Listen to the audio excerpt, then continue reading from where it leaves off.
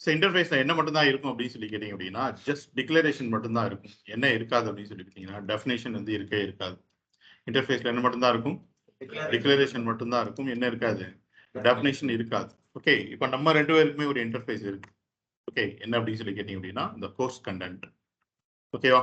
So griddle சிஸ்டம்ஸ்ல already என்ன இருக்குன்னு சொல்லிட்டீங்கன்னா ஆங்குலர் ட்ரைனிங் பேஜ்னு சொல்லிட்டு அந்த பேஜ்ல என்ன இருக்கும்? ஒரு கோர்ஸ் கண்டென்ட் இருக்கும். ஸோ அந்த கோர்ஸ் கண்டென்ட் தான் நம்மளோட இந்த கிளாஸுக்கும் அந்த உங்களுக்கும் எனக்கும் நடுவில் இருக்கிற அந்த இன்டர்ஃபேஸ் என்ன அப்படின்னு சொல்லிட்டீங்க அப்படின்னா அந்த கோர்ஸ் கண்டென்ட் தான். அந்த கோர்ஸ் கண்டென்ட்ல என்ன இருக்கும்? ஜஸ்ட் டிக்ளரேஷன் மட்டும்தான் இருக்கும். இதெல்லாம் டாபிக், இந்த டாபிக்ஸ்லாம் நம்ம கவர் பண்ண போறோம்னு சொல்லிட்டு என்ன மட்டும் தான் இருக்கும்? டிக்ளரேஷன் மட்டும் தான் இருக்கும். அதோட டெஃபினேஷன் எங்க பார்க்க போறோம்? நம்ம இந்த கிளாஸ்ல தான் பார்க்க போறோம். ஓகே, இந்த செஷன்ல தான் என்ன பண்ண போறோம்? பார்க்க போறோம். அந்த இடத்துல வாட் இஸ் ஆங்குலர் தான் இருக்கும். பட் வாட் இஸ் ஆங்குலரோட டெஃபினேஷன் எங்க இருக்க போகுது? எங்க பார்க்க போறோம்?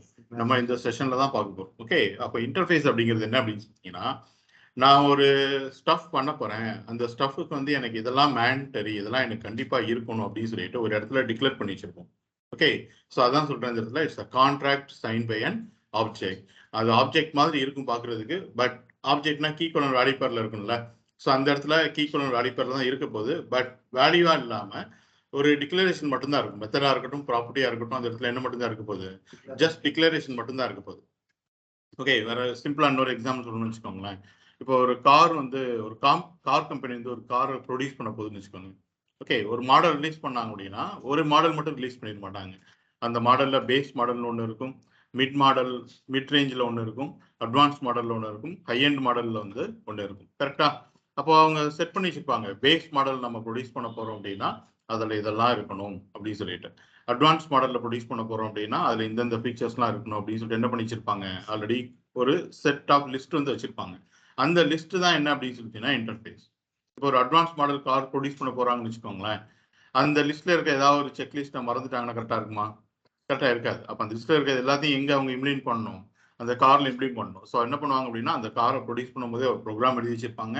ப்ரோக்ராம் எழுதி வச்சுட்டு எந்த மாடல் காரை வந்து அவங்க ப்ரொடியூஸ் பண்ண போறாங்களோ அதுக்கு ஈக்குவலண்டான ஒரு இன்டர்ஃபேஸ் என்ன பண்ணியிருப்பாங்க? கால் பண்ணி விட்டுருப்பாங்க. ஓகே, அப்போ அந்த இன்டர்ஃபேஸ்ல அப்படிங்கிற என்ன மட்டும் தான் இருக்க போகுது அப்படின்னு சொல்லி கேட்டீங்க அப்படின்னா ஜஸ்ட் டிக்ளரேஷன் மட்டும் தான் இருக்கும். அந்த டிக்ளரேஷனோட டெஃபினேஷன் எங்க இருக்க போகுது அப்படின்னா அதை எங்க இம்ப்ளிமெண்ட் பண்ண போறோமோ அங்கதான் இருக்க போகுது. அப்படிதானே? இந்த கோர்ஸ் கண்டென்ட் எங்க இம்ப்ளிமெண்ட் பண்றோம்? நம்ம இந்த செஷன்ல தான் இம்ப்ளிமெண்ட் பண்றோம். அப்போ அங்கதான் என்ன இருக்க போகுது? டெஃபினேஷன் இருக்க போகுது. ஓகே, ஸோ அங்க இருக்கிறத கண்டிப்பா நான் இங்க கவர் பண்ணணும். அந்த கோர்ஸ் கண்டென்ட்ல இருக்கிறத கண்டிப்பா என்ன பண்ணீங்க? கவர் பண்ணணும். அதை தாண்டி எடுக்கலாமான்னு சொல்லி பார்த்தீங்கன்னா கண்டிப்பா எடுக்கலாம். பட் அதுல இருக்கிறது எதுவுமே என்ன பண்ணக்கூடாது? மிஸ் ஆகக்கூடாது. ஸோ அதான் இன்டர்ஃபேஸ் அப்படிங்கிறது. இன்டர்ஃபேஸ்க்குள்ள நீங்க என்ன சொல்லியிருக்கீங்களோ, என்ன டிக்ளேர் பண்ணியிருக்கீங்களோ அந்த இன்டர்ஃபேஸை எந்த கிளாஸ்ல நீங்க இம்ப்ளிமெண்ட் பண்ண போறீங்களோ அந்த கிளாஸ்ல இன்டர்ஃபேஸ்ல இருக்கிற எல்லா திங்ஸையும் என்ன பண்ணணும்? நீங்க இம்ப்ளிமெண்ட் பண்ணணும். அதை தாண்டி இம்ப்ளிமெண்ட் பண்ணலாமான்னு சொல்லிட்டீங்கன்னா பண்ணிக்கலாம், ப்ராப்ளம் கிடையாது. பட் அந்த இன்டர்ஃபேஸ்ல சொல்லியிருக்கிற எதையும் இந்த என்ன பண்ணக்கூடாது? நீங்க மிஸ் பண்ணக்கூடாது. ஓகே, இன்னொரு எக்ஸாம்பிள் சொல்லலாமா அப்படின்னு சொல்லிட்டீங்கன்னா இப்போ ஒரு மேனேஜர் இருக்காருன்னு வச்சுக்கோங்களேன் ஒரு ஆஃபீஸ்ல. ஓகே, அவர் கையில வந்து ஒரு லிஸ்ட் வச்சிருப்பாரு. இந்தந்த ரிசோர்ஸ் வந்து இந்தந்த மாடல்ல ஒர்க் பண்ணணும் அப்படின்னு சொல்லிட்டு என்ன வச்சிருப்பாரு? ஒரு லிஸ்ட் வச்சிருப்பாரு. ஓகேவா? ஸோ அந்த லிஸ்ட் தான் என்ன அப்படின்னு சொல்லிட்டீங்கன்னா இன்டர்ஃபேஸ். அந்த ரிசோர்ஸ்ட்ட போயிட்டு நீங்க இதை பண்ணிருங்க, இதை பண்ணிருங்க, இதை பண்ணிருங்க சொல்லிட்டு என்ன பண்ணிடுவாரு? செட் பண்ணி வச்சிருவாரு. பட் அந்த லிஸ்ட்ல வச்சுட்டு அந்த மேனேஜர் ஏதாவது ஒர்க் பண்ணுவாரான்னு சொல்லிட்டீங்க அப்படின்னா அந்த லிஸ்ட்ல என்ன பண்ண மாட்டாரு? எந்த ஒர்க்கும் பண்ண மாட்டாரு. அவரோட ஒர்க் என்னன்னு சொல்லிட்டீங்கன்னா அதை கொடுத்து கரெக்டா பண்ணி முடிக்கிறாங்களா இல்லையான்னு சொல்லிட்டு வாங்குறது தான் என்ன? அவரோட ஒர்க். ஓகேவா? ரைட். ஸோ இதான் இப்போ பார்க்க போறோம். அப்போ இன்டர்ஃபேஸ் அப்படிங்கிறது என்ன? It's a contract sign by an object. இன்டர்ஃபேஸ்ல என்ன மட்டும்தான் இருக்கும்? டிக்ளரேஷன் மட்டும் தான் இருக்கும். என்ன இருக்காது? டெஃபினிஷன் இருக்காது. டெஃபினிஷன் எங்க இருக்க போகுது? இந்த இன்டர்ஃபேஸை எந்த கிளாஸ்ல இம்ப்ளிமெண்ட் பண்ண போறோமோ அந்த கிளாஸ்க்குள்ள தான் அதோட டெஃபினிஷன்ஸ் இருக்க போகுது. ஓகே, அப்போ ஒரு கிளாஸ்ல எத்தனை இன்டர்ஃபேஸ் இம்ப்ளிமெண்ட் பண்ணலாம்னு சொல்லிட்டீங்கன்னா எவ்வளவு இன்டர்ஃபேஸ்னாலும் இம்ப்ளிமெண்ட் பண்ணலாம். ஓகே, ஃபார் எக்ஸாம்பிள் இப்போ நம்ம பேசணும்ல ஒரு கார் ப்ரொடியூஸ் பண்ண போறோம் அப்படின்னா base model, mid range, advance, high எண்ட்னு சொல்லிட்டு. இப்போ பேஸ் மாடல்ல பாத்தீங்க அப்படின்னா செட் ஆஃப் ஃபீச்சர்ஸ் இருக்குன்னு வச்சுக்கோங்களேன். அதுக்கு அடுத்த மாடல் போறோம்னு வச்சுக்கோங்க, மிட் ரேஞ்ச் போறோம்னு வச்சுக்கோங்க. பேஸ் மாடல் என்ன ஃபீச்சர்ஸ் இருக்கோ அந்த ஃபீச்சர்ஸும் இருக்கணும். அதுக்கு மேலதான் என்ன பண்ணியிருக்கணும்? சம் ஃபீச்சர்ஸ் ஆட் பண்ணியிருக்கணும். பேஸ் மாடல்ல இருக்க ஃபீச்சர் இதுல கிடையாதுன்னு சொல்ல முடியுமா? சொல்ல முடியாது. அப்படிதானே? அதே இது லாஸ்ட்ல இருக்க ஹை எண்ட் மாடல் போறோம்னு வச்சுக்கோங்க. பேஸ் மாடல்ல இருக்கிறது, மிட் ரேஞ்சில் இருக்கிறது, அட்வான்ஸ் மாடல்ல இருக்கிறது. இந்த மூணோட ஃபீச்சர்ஸும் எதுல இருக்கணும்? ஹை எண்ட்ல இருக்கணும். அது போக ஹை எண்ட் ஃபீச்சர்ஸ்க்கு தனியா கொஞ்சம் லிஸ்ட் ஆஃப் ஃபீச்சர்ஸ் வச்சிருப்பாங்க. அப்ப என்ன பண்ண போறோம் அப்படின்னு சொல்லிட்டீங்கன்னா இந்த பேஸ் மாடல் இன்டர்ஃபேஸை மிட் ரேஞ்சில் என்ன பண்ண போறோம்? இம்ப்ளிமெண்ட் பண்ணிக்கிட்டு போறோம். ஓகே, விச் மீன்ஸ் எக்ஸ்டெண்ட் பண்ணிக்கிட்டு போறோம். நேற்று இந்த இன்ஹெரிட்டன்ஸ் பார்த்தோம்ல அது மாதிரி. இப்போ அட்வான்ஸ் மிட் ரேஞ்சுக்குள்ள என்ன வந்துருச்சு ஆல்ரெடி பேஸ் மாடலில் இருக்க எல்லா ஃபீச்சர்ஸுமே வந்துருச்சு. இப்போ மிட் ரேஞ்ச் என்ன பண்ண போறோம்னு சொல்லிட்டீங்கன்னா அட்வான்ஸ் மாடலுக்குள்ள என்ன பண்ண போறோம், எக்ஸ்டெண்ட் பண்ண போறோம், விச் மீன்ஸ் இன்ஹெரிட்டன்ஸ் பண்ண போறோம். அப்போ அட்வான்ஸ் மாடலுக்குள்ள என்னெல்லாம் இருக்குன்னு சொல்லிட்டீங்கன்னா பேஸ் மாடல் இருக்கு, மிட் ரேஞ்ச் இருக்கு, அட்வான்ஸ் இருக்கு. இப்போ அட்வான்ஸ் மாடல் எடுத்து நான் ஹையன் மாடலுக்குள்ள எக்ஸ்டெண்ட் பண்ணிக்கிட்டேன் அப்படின்னா ஹையன் மாடல் எல்லாமே வந்துருமா நம்மளுக்கு? ஓகே, ஸோ இந்த மாதிரி நீங்க எவ்வளோ இன்டர்ஃபேஸ்னாலும் தனித்தனியா வச்சுட்டு எது எது வேணுமோ அதை மட்டும் என்ன பண்ணிக்கிற முடியும், இம்ப்ளிமெண்ட் பண்ணிக்கிற முடியும். ஈவன் இன்டர்ஃபேஸே நீங்க என்ன பண்ணிக்கிற முடியும்னு சொல்லிட்டீங்கன்னா இன்ஹெரிட்டன்ஸ் பண்ணிக்கிற முடியும். ஓகே, ஸோ அது எப்படி பண்றது அப்படிங்கிறத ப்ராக்டிக்கலாக பார்ப்போம். ஓகே தானே? ரைட். ஸோ பாருங்க, நீயும் ஒரு ஃபைல் ஒன்று கிரியேட் பண்ணிக்கிறேன்,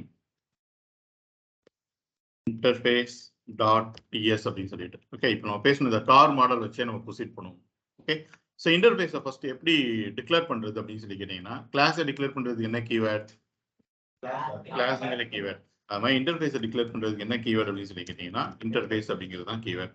ஓகே, நான் என்ன பண்ணிக்கிறேன் இந்த இடத்துல பேஸ் மாடல் அப்படின்னு சொல்லிட்டு ஒரு கல்லிபிஸ் ஓப்பன் பண்ணி கல்லிபிஸ் என்ன பண்ணியிருக்கேன், க்ளோஸ் பண்ணியிருக்கேன். பார்க்குறதுக்கு கிளாஸ் மாதிரியே தான் இருக்கும்.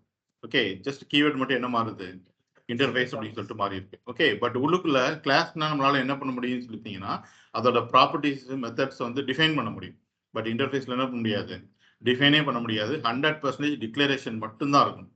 இன்டர்ஃபேஸ்ங்கிறது ஜஸ்ட் லைக் ஒரு செக்லிஸ்ட் மாதிரி. நான் எதையும் விட்டுறக்கூடாது, நான் எதையும் மறந்துடக்கூடாது அப்படின்னு சொல்லிட்டு ஃபர்ஸ்ட் ஒரு செக்லிஸ்ட் என்ன பண்றோம், ப்ரிப்பேர் பண்ணி வச்சுக்கிறோம். அதுக்கப்புறம் செக்லிஸ்ட்டை பார்த்து கிளாஸ்ல என்ன பண்ண போறோம், நம்ம இம்ப்ளிமெண்ட் பண்ண போறோம். ஓகே, அதை நீங்க பார்த்து பண்ண வேண்டாம், இதை ஆட் பண்ணி விட்டாலே போதும். எது மிஸ் ஆனாலும் அதே சொல்லிடுறேன், எனக்கு இது மிஸ் ஆகுது இது மிஸ் ஆகுதுன்னு சொல்லிட்டு. ஓகேவா? ஸோ அப்போ பேஸ் மாடல் அப்படிங்கிற டைம்ல நான் வந்து சம் ஃபீச்சர்ஸ் வந்து செட் பண்ணுறேன்னு வச்சுக்கோங்களேன். ஃபார் எக்ஸாம்பிள் வீல்ஸ் அப்படின்னு சொல்லிட்டு அதோட டைப் என்னவா இருக்க போகுதுன்னு சொல்லிட்டீங்கன்னா number of wheels. Okay, engine model அப்படின்னு சொல்லி கொடுத்துட்டு அதோட டைப் என்னன்னு செட் பண்ணிக்கிறோம், நம்ம ஸ்ட்ரிங் அப்படின்னு சொல்லிட்டு செட் பண்ணிக்கிறோம். ஓகே, ஸோ நெக்ஸ்ட் பார்த்தீங்க அப்படின்னா டிரைவ் அப்படின்னு சொல்லிட்டு எனக்கு ஒரு மெத்தட் தேவைப்படுது. இதெல்லாம் ப்ராப்பர்ட்டி. டிரைவ்ங்கிறது என்னது, இட்ஸ் அ ஃபங்க்ஷனாலிட்டி, ரைட்? நான் இங்கே திரும்பணும் அப்படிங்கிறது எல்லாமே ஃபங்க்ஷனாலிட்டி. ஸோ டிரைவ் ஆஃப் அப்படின்னு சொல்லி கொடுத்துட்டு கோலன் வாய்ட் அப்படின்னு சொல்லிட்டு என்ன பண்ணிடுறேன், செட் பண்ணிடுறேன். என்ன மட்டும்தான் இருக்கு, டிக்ளரேஷன் மட்டும்தான் இருக்கு. இப்போ பேஸ் மாடல் என்ன செட் பண்ணியிருக்கோம்னா வீல்ஸ், இன்ஜின் அண்ட் இந்த டிரைவ் ஃபங்க்ஷனாலிட்டி, ஒரு பேசிக் கார் அப்படின்னு சொல்லிட்டு வச்சுக்கோங்க. ஓகே, இது ஃபர்ஸ்ட் இன்டர்ஃபேஸ். இப்போ இந்த இன்டர்ஃபேஸை வச்சுட்டு நம்ம ஒரு காரை வந்து ஒரு ப்ரொடியூஸ் பண்ண போறோம் அப்படின்னு வச்சுக்கோங்க. அப்போ கார் அப்படின்னாலே வீல் இருக்கணும், இன்ஜின் இருக்கணும், இந்த டிரைவ் ஃபங்க்ஷனாலிட்டி இருக்கணும் அப்படிங்கிறது என்ன, இட்ஸ் அ பேசிக் திங். அதை என்ன பண்ணியாச்சு, நம்ம இன்டர்ஃபேஸ்ல செட் பண்ணி வச்சாச்சு. இப்போ ஒரு காரை ப்ரொடியூஸ் பண்ண போறோம்னு வச்சுக்கோங்க, அதோட ஃபங்க்ஷனாலிட்டி தான் நான் எதில் எழுத போறேன்னு சொன்னீங்கன்னா தனியாக ஒரு கிளாஸ் எழுத போறேன்னு வச்சுக்கோங்க. ஓகே, அப்போ கிளாஸ் அப்படின்னு சொல்லிட்டு பேசிக் கார் அப்படின்னு சொல்லிட்டு ஃபர்ஸ்ட் லெட்டர் கேப்ஸ் தான். ஓகேவா? ஸோ பேசிக் கார் அப்படின்னு சொல்லிட்டு ஒரு கிளாஸ் என்ன பண்றோம், நம்ம இந்த இடத்துல கிரியேட் பண்றோம்.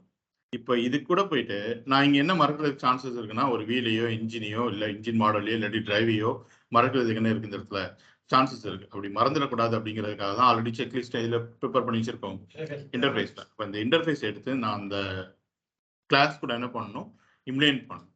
நேற்று இன்ஹெரிட்டன்ஸ் பண்றதுக்கு என்ன கீவேர்டு யூஸ் பண்ணணும், எக்ஸ்டென்ஸ். ஓகே, அத மாதிரி இன்டர்ஃபேஸை இம்ப்ளிமெண்ட் பண்றதுக்கு என்ன கீவேர்ட் அப்படின்னு சொல்லி கேட்டீங்க அப்படின்னா இம்ப்ளிமெண்ட்ஸ் தான். Implements followed by the interface name. Interface name என்ன, பேஸ் மாடல். உடனே பாருங்க எரர் காமிச்சிச்சு. என்ன எரர்னு சொல்லிட்டு மவுஸ் ஓவர் பண்ணோம் அப்படின்னா இந்த பேஸ் மாடல்ல நீங்க ரெண்டு ப்ராப்பர்ட்டி ஒரு மெத்தட் சொல்லியிருக்கீங்க, அதை இந்த கிளாஸ்ல இன்னும் நீங்க என்ன பண்ணல, இம்ப்ளிமெண்ட் பண்ணல சொல்லுதா. Class basic are incorrectly implements interface base model. Okay, so அங்க இருக்கிற இந்த வீல்ஸ், இன்ஜின் மாடல், டிரைவ்ங்கிறது எல்லாமே இந்த கிளாஸ்ல என்ன ஆகுது, மிஸ் ஆகுது அப்படின்னு சொல்லிட்டு என்ன பண்ணிட்டாங்க, எரர் காமிச்சிட்டாங்க. இப்போ நான் இந்த எரரை சால்வ் பண்ணணும் அப்படின்னு சொன்னா டெஃபினட்டா இந்த மூணையும் நான் என்ன பண்ணியிருக்கணும், உள்ளுக்குள்ள டிஃபைன் பண்ணியிருக்கணும். ஃபார் எக்ஸாம்பிள் நான் வீல்ஸ் நம்பர் ஈக்குவல் டு 4 அப்படின்னு சொல்லிட்டு சொல்லிக்கிறேன்.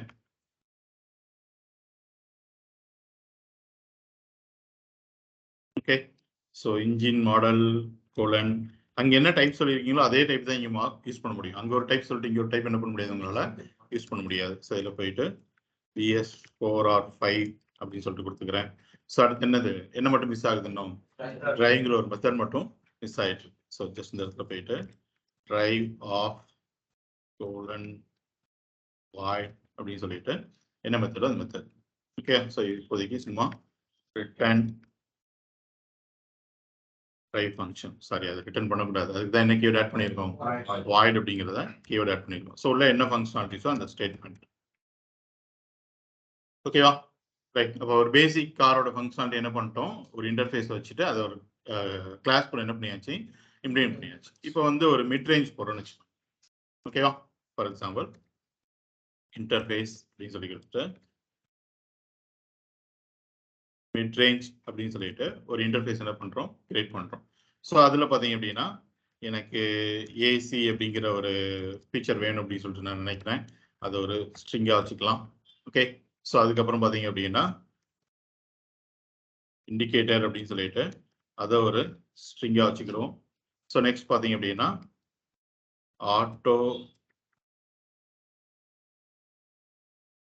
ஆட்டோ வெதர் அப்படிங்கிற ஒரு மெத்தட். ஓகேவா? அப்போ மிட் ரேஞ்ச் மாடல் நமக்கு என்னென்ன ஃபீச்சர்ஸ் இருக்குன்னு சொல்லிங்கன்னா ஏசி இருக்கு, இண்டிகேட்டர் இருக்கு, அண்ட் ஆட்டோமேட்டிக்காக வெதரை கண்டுபிடிக்கிற மாதிரியான ஒரு ஃபங்க்ஷன் மெத்தட் வந்து உள்ளுக்குள்ள செட் பண்ணி வச்சுக்கிறோம். இப்போ நான் இன்னொரு கிளாஸ் நம்ம ப்ரொடியூஸ் பண்ண போறோம்னு வச்சுக்கோங்க. இது பேசிக்கா இதை அப்படியே விட்டுருங்க. பட் இதை அப்படியே நம்ம எதுக்கு மாற்றுவோம், இப்போ ஒரு மிட் ரேஞ்ச் காரை ப்ரொடியூஸ் பண்ண போறோம்னு வச்சுக்கோங்க. அதில் எனக்கு என்னெல்லாம் இருக்கணும், பேஸ் மாடல் என்ன இருக்கோ அதுவும் இருக்கணும், பிளஸ் மிட் ரேஞ்சில் என்ன இருக்கோ அதுவும் இருக்கணும். ஓகே. அப்போ நீங்கள் என்ன பண்ணிக்கலாம் அப்படின்னு சொல்லி பார்த்தீங்க அப்படின்னா ஜஸ்ட் இந்த பேஸ் மாடல் இருக்கு பார்த்தீங்களா, இதுக்கப்புறம் கமா செப்பரேஷன் கொடுத்துட்டு இந்த மிட் ரேஞ்ச் அப்படிங்கிறது என்ன பண்ணிக்க முடியும், உங்களால் ஆட் பண்ணிக்க முடியும். இப்படி கமா செப்பரேஷன்ல எவ்வளோ நாள் என்ன பண்ணிக்க முடியும், நீங்கள் ஆட் பண்ணிக்க முடியும். இல்லை எனக்கு நல்லா தெரியும் மிட் ரேஞ்ச் அப்படிங்கிற நான் இன்டர்ஃபேஸை கால் பண்ணாலே அது வந்து including the base model and mid ரேஞ்சாக தான் இருக்கணும் அப்படின்னு நினைச்சீங்க அப்படின்னா இவ்வளவு தூரம் நீங்க பண்றதுக்கு பதிலா ஓகே இப்படி கமா செப்பரேஷன் ஒன்னொன்னா கொடுத்துட்டு இருக்க முடியாதுல்ல. யோசிச்சு பாருங்க, ஒரு அட்வான்ஸ் மாடல் போறோம்னு வச்சுக்கோங்க, பேஸ் மாடல் கொடுக்கணும், மிட் ரேஞ்ச் கொடுக்கணும், அட்வான்ஸ் மாடல் கொடுக்கணும். அதே ஹை எண்ட் போறோம் அப்படின்னா நாளை என்ன பண்ணியிருக்கணும், நான் கமா செப்பரேஷன்ல ஆட் பண்ணிட்டு இருக்கணும்.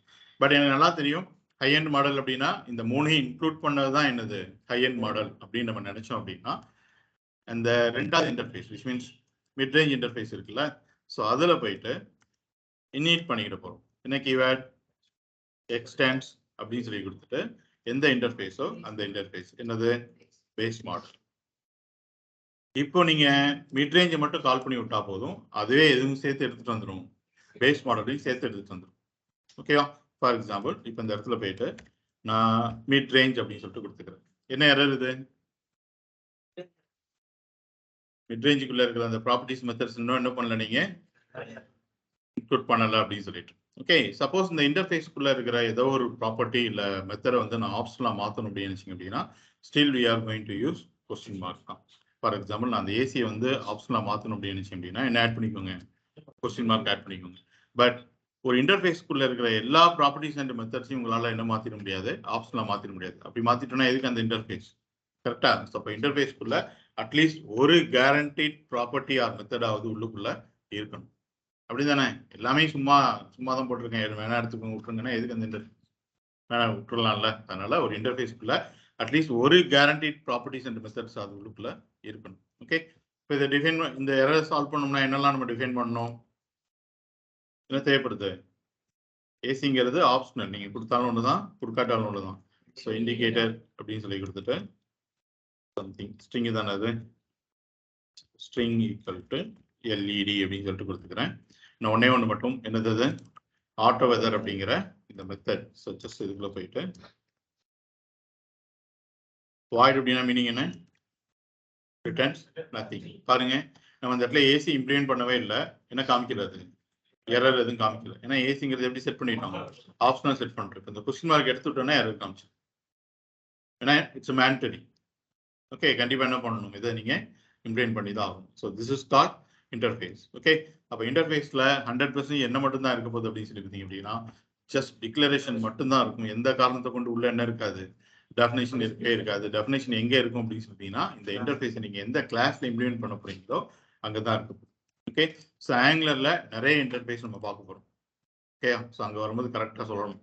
Okay. So what is interface, it's a contract signed by an object. உள்ளுக்குள்ள என்ன மட்டும் தான் இருக்கும், set of guaranteed properties and மெத்தட்ஸோட டிக்ளரேஷன் மட்டும் தான் இருக்கும், என்ன இருக்காது, டெஃபினிஷன் இருக்காது. ஓகே. ஒரு இன்டர்ஃபேஸ்க்குள்ள இருக்கிற ப்ராப்பர்ட்டியில மெத்தட் ஆப்ஷனலா மாத்தணும்னா என்ன பண்ணுவீங்க, கொஸ்டின் மார்க். ஓகே. ஒரு இன்டர்ஃபேஸ்க்குள்ள எல்லா ப்ராப்பர்ட்டிஸ் அண்ட் மெத்தட்ஸையும் கொஸ்டின் மார்க் போட்டு ஆப்ஷன்லாம் மாற்றிட முடியுமா? முடியாது. அட்லீஸ்ட் ஒரு கேரண்டீட் ப்ராப்பர்ட்டி மெத்தடாவது உள்ளுக்குள்ளே இருக்கும். Okay right. ஸோ இதில் லாஸ்ட்டாக ஒரு சின்ன ப்ரோக்ராம் ஒன்று இருக்கும். ஓகேவா? இது என்ன அப்படின்னு சொல்லிட்டீங்கன்னா ஜாவாஸ்கிரிப்ட்ல இருக்கிற ஒரு function, constructor function. First letter பாருங்க எப்படி இருக்கு, கேப்ஸ்ல இருக்கு. ஸோ ஜாவாஸ்கிரிப்ட்ல இருக்கிற கன்ஸ்ட்ரக்டர் ஃபங்க்ஷன் இது. இது அப்படியே நீங்க டைப் ஸ்கிரிப்டுக்கு கிளாஸ் ஓரியன்டா மாற்றணும். ஒரு ஹிண்ட் மட்டும் கொடுத்துட்றேன்.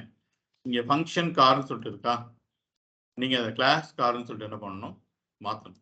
உள்ளுக்குள்ள திஸ் போட்டு ப்ராப்பர்ட்டி அண்ட் மெத்தட் இருக்கா, இது எல்லாமே கிளாஸோட ப்ராப்பர்ட்டி அண்ட் மெத்தடா என்ன பண்ணணும், மாற்றணும். வெளியில நீங்க ஆப்ஜெக்ட் கிரியேட் பண்றீங்கல்ல, இது கிளாஸ்க்கு எப்படி ஆப்ஜெக்ட் கிரியேட் பண்ணுமோ அது மாதிரி என்ன பண்ணிடணும், மாத்திடணும். ஸோ ஒரு ஜாவாஸ்கிரிப்ட்ல கஸ்டம் கன்ஸ்ட்ரக்டர் ஃபங்க்ஷனா இருக்கிறத இது நீங்க எப்படி மாற்றணும் அப்படின்னு சொல்லிட்டீங்கன்னா டைப் ஸ்கிரிப்ட் கிளாஸ் ஆப்ஜெக்டா மாற்றணும்.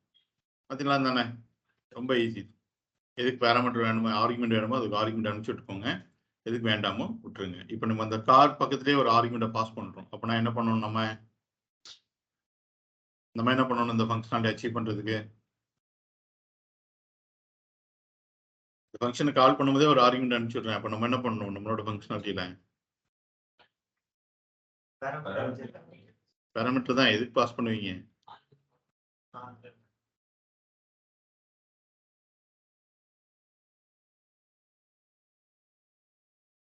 இங்கே ஒரு ஃபங்க்ஷனை கால் பண்ணும்போது ஆர்குமெண்ட்ல பிஎம்டபிள்யூன்னு பாஸ் பண்ணி பேராமீட்டர்ல ரிசீவ் பண்றீங்க. இதை கிளாஸா மாத்துறீங்க அப்படின்னா இந்த பிஎம்டபிள்யூ எங்க பாஸ் பண்ணி எங்க ரிசீவ் பண்ணுவீங்க, அதான் கொஸ்டின். கன்ஸ்ட்ரக்டர்ல இதுதானே. ஒரு கிளாஸ்க்கு இன்ஸ்டன்ஸ் கிரியேட் பண்ணும்போதே I want to pass something, some initialisation work பண்ணணும் அப்படின்னா என்ன மெத்தட், கன்ஸ்ட்ரக்டர் தான். அப்ப நீங்க உங்களோட கன்ஸ்ட்ரக்டர்ல தான் பாஸ் பண்ணுவீங்க. பாருங்க அதே சேம் சிண்டெக்ஸ் தான், இதே சிண்டெக்ஸ் தான் நம்ம கிளாஸ்ல ஆப்ஜெக்ட் கிரியேட் பண்றதுக்கு யூஸ் பண்றோம். அப்ப கிளாஸ்ல இன்ஸ்டன்ஸ் அந்த ஆப்ஜெக்ட் கிரியேட் பண்ணும்போது ஒரு ஆர்குமெண்ட் பாஸ் பண்றீங்கன்னா இது எங்க போகும், கன்ஸ்ட்ரக்டர் ஃபங்க்ஷன் தான் போகும். கன்ஸ்ட்ரக்டர் ஃபங்க்ஷன் தான் என்ன பண்ணிருக்கணும், ரிசீவ் பண்ணிருக்கணும். ஓகே, ஸோ இதை மாத்தி ஸ்கிரீன்ஷாட் எடுத்து அனுப்பிச்சு விட்டுருங்க. ஓகேவா? Okay right. ஆங்கிள் ஸ்டார்ட் பண்ணலாமா?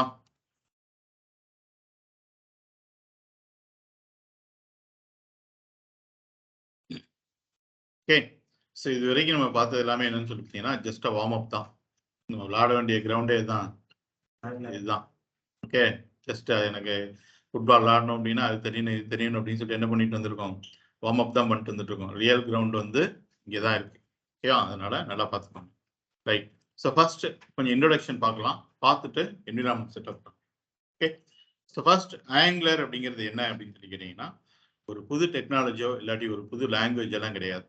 இது வரைக்கும் நம்ம படிச்சிருக்கோம்ல JavaScript and TypeScript, இதை பேஸ் பண்ணி எழுதின ஒரு ஃப்ரேம் ஒர்க் தான் என்ன ஆங்குலர் அப்படிங்கிறது. ஸோ ஆங்குலர் அப்படிங்கிறது it's a client side JavaScript framework. Okay, so ஃப்ரேம் ஒர்க்குங்கிறது சர்வர் சைட்லேயும் இருக்கும் கிளைண்ட் சைட்லேயும் இருக்கும். ஆங்குலர் நம்ம எங்க யூஸ் பண்ண போறோம், சர்வர் சைடில் யூஸ் பண்ண போறோமா கிளைண்ட் சைடில் யூஸ் பண்ண போறோமான்னு சொல்லிட்டீங்கன்னா எங்க யூஸ் பண்ண போறோம், கிளைண்ட் சைடு. 100% இந்த ஆங்குலர் கோட் எல்லாமே நம்மளோட ப்ரௌசர்ல இருந்து தான் என்ன ஆக போகுது, எக்ஸிக்யூட் ஆக போகுது. ஓகே, ஸோ இப்போ ஆங்குலர் அப்படிங்கிறது it's a client side JavaScript framework. இதை வச்சு நம்மளால என்ன பண்ண முடியும்னு சொல்லிட்டீங்கன்னா we can create a user interactive client side application. User interactive client side அப்ளிகேஷனா என்ன, நீங்க அந்த அப்ளிகேஷன்ல போயிட்டு சம்திங் ஏதோ ஒரு இன்ட்ராக்ஷன்ஸ் பண்ணீங்க அப்படின்னா அது உங்களுக்கு ஒரு ரியாக்ஷன்ஸ் பண்ணி கொடுக்கும். அப்படிதானே? மவுஸ் ஓவர் பண்ணீங்கன்னா ஒரு இமேஜை மாற்றி கொடுக்குறது, பட்டனை கிளிக் பண்ணீங்கன்னா வேலிடேஷன் பண்ணி கொடுக்குறது, கர்சரை வெளியெடுத்தீங்கன்னா சம்திங் ஏதோ ஒரு செக் பண்ணி கொடுக்குறது. ஸோ இந்த மாதிரியான ஒரு கிளைண்ட் சைட் அப்ளிகேஷனை கிரியேட் பண்ணுறதுக்கு தான் என்ன யூஸ் பண்ண போகிறோம், நம்ம ஆங்குலர் யூஸ் பண்ண போகிறோம்.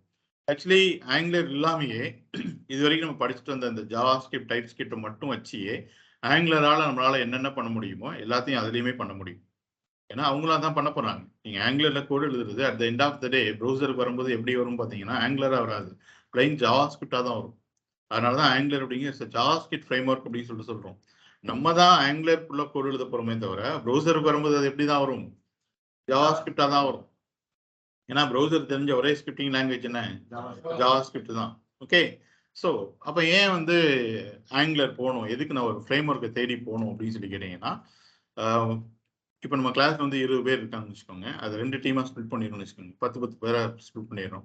ஒரு ப்ராஜெக்ட் கொடுக்குறேன், 10 பேர் ஒரு டீம், இன்னொரு 10 பேர் ஒரு டீம். இந்த 10 பேர் வந்து நீங்கள் இதை ஜாவா ஸ்கிரிப்ட் வச்சு பண்ணுங்க, இந்த 10 பேர் வந்து நீங்கள் ஆங்குலர் வச்சு பண்ணுங்கன்னு கொடுத்துட்டோம்னு வச்சுக்கோங்க.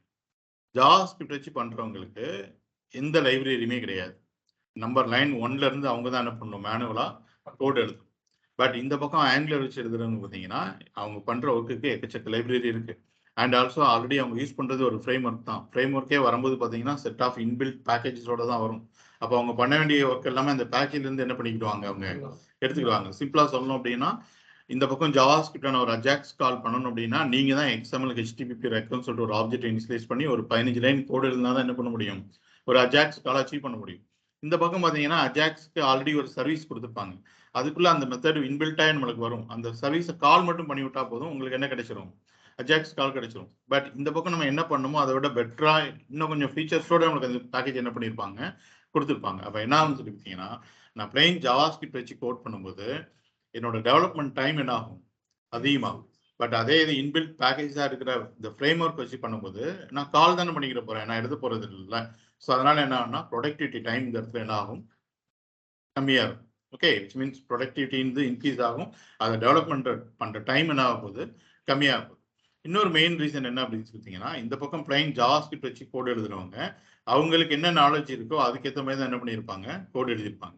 பட் இந்த பக்கம் பார்த்தீங்க அப்படின்னா ஃப்ரேம் ஒர்க். ஃப்ரேம் ஒர்க் அப்படிங்கிறது ஒரு போட்டோ ஃப்ரேம் எப்படி இருக்கும், போட்டோ சுற்றி தான் இருக்கும், அந்த ஃப்ரேம் இருக்கும். அப்போ ஃப்ரேம் ஒர்க் அப்படிங்கிறது அவங்களே வந்து ஒரு செட் ஆஃப் ரூல்ஸ் வந்து கொடுத்துருப்பாங்க. ஓகே, ஒரு செட் ஆஃப் ரூல்ஸை கொடுத்துட்டு இந்த ரூலை நீங்க ஃபாலோ பண்ணி தான் கோடே எழுதணும்னு சொல்லிட்டு நம்மளுக்கு என்ன பண்ணியிருப்பாங்க, ஒரு பவுண்டரி வந்து செட் பண்ணியிருப்பாங்க. அதனால தான் அந்த ஃப்ரேம் ஒர்க்னே சொல்றோம். இந்த பவுண்டரிக்குள்ள நீங்க என்னன்னாலும் பண்ண முடியும். பட் அந்த பவுண்டரியை தாண்டி உங்களால என்ன பண்ண முடியாது, எதுவுமே பண்ண முடியாது. ஏன் அவங்க இப்படி சொல்றாங்க அப்படின்னா, இப்படி நீங்க கோட் எழுதினாதான் ஒரு வெல் ஆப்டிமைஸ்டு அப்ளிகேஷனை உங்களுக்கு நாங்க கொடுக்க முடியும் அப்படின்னு சொல்லிட்டு ஆல்ரெடி அவங்க என்ன பண்ணியிருப்பாங்க, அவங்க சம் ரூல்ஸ் எல்லாம் செட் பண்ணி வச்சிருப்பாங்க. அப்போ அதுக்குள்ள நீங்க என்னன்னாலும் பண்ணிக்கலாமே தவிர அதை தாண்டி என்ன பண்ண முடியாது, எதுவுமே பண்ண முடியாது. அப்போ அவங்க சொல்லியிருக்க ரூலை ஃபாலோ பண்ணி நம்ம கோட் எழுதும் போது நம்மளுக்கே தெரியாம நம்ம ஒரு நல்ல கோட் என்ன பண்ணிடுவோம், எழுதிடுவோம்.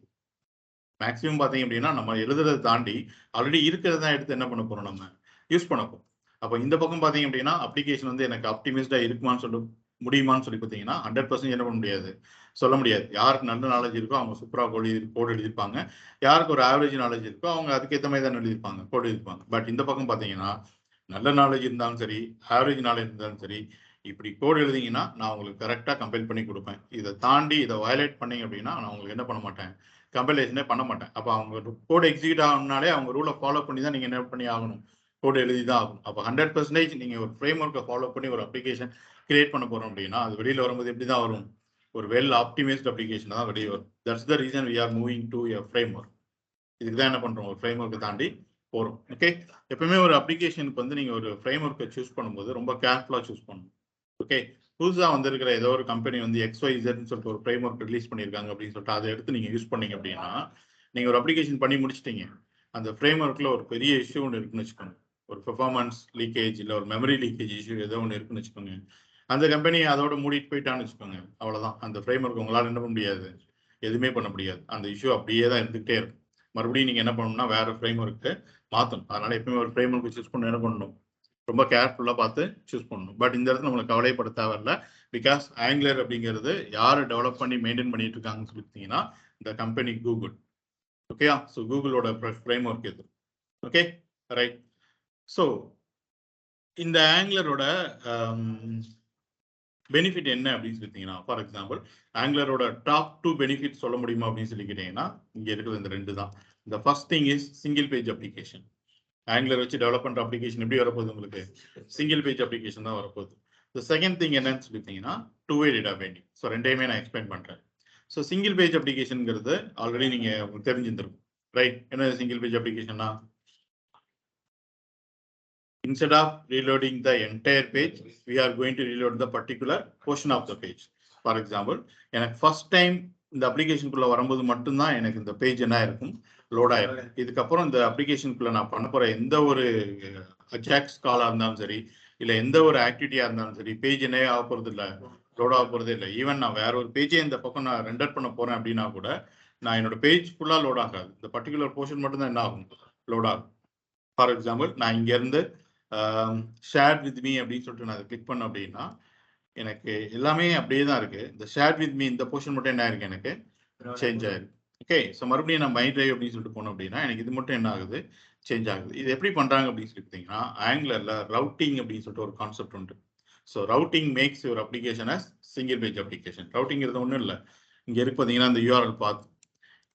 இந்த இடத்துல நான் எந்த காம்பனண்ட்டை ஷோ பண்ணணும் அப்படிங்கிறத இந்த யூஆர்எல் வச்சு டிசைட் பண்ணுவாங்க. If my URL path becomes my hyphen drive அப்படின்னா இந்த இடத்துல மை டிரைவ் காம்பனண்ட்டை ஷோ பண்ண போகிறோம். If my URL path becomes shared hyphen with hyphen me அப்படின்னா இந்த இடத்துல ஷேர்ட் வித் மீ காம்பனண்ட் என்ன பண்ண போகிறோம், லோட் பண்ண போகிறோம். ஸோ இது மாதிரி ஒவ்வொன்றுக்கு என்ன எழுதியிருப்போம்னு சொல்லிட்டு அப்படின்னா ஒரு ரவுட் செட் ஆஃப் ரவுட்ஸ் என்ன பண்ணியிருப்போம், எழுதி வச்சிருப்போம். So routes makes our application as single page application. இந்த சிங்கிள் பேஜ் அப்ளிகேஷனால நம்மளுக்கு கிளைண்ட் சைட்லையும் அட்வான்டேஜ் இருக்கு, சர்வர் சைட்லையும் அட்வான்டேஜ் இருக்கு.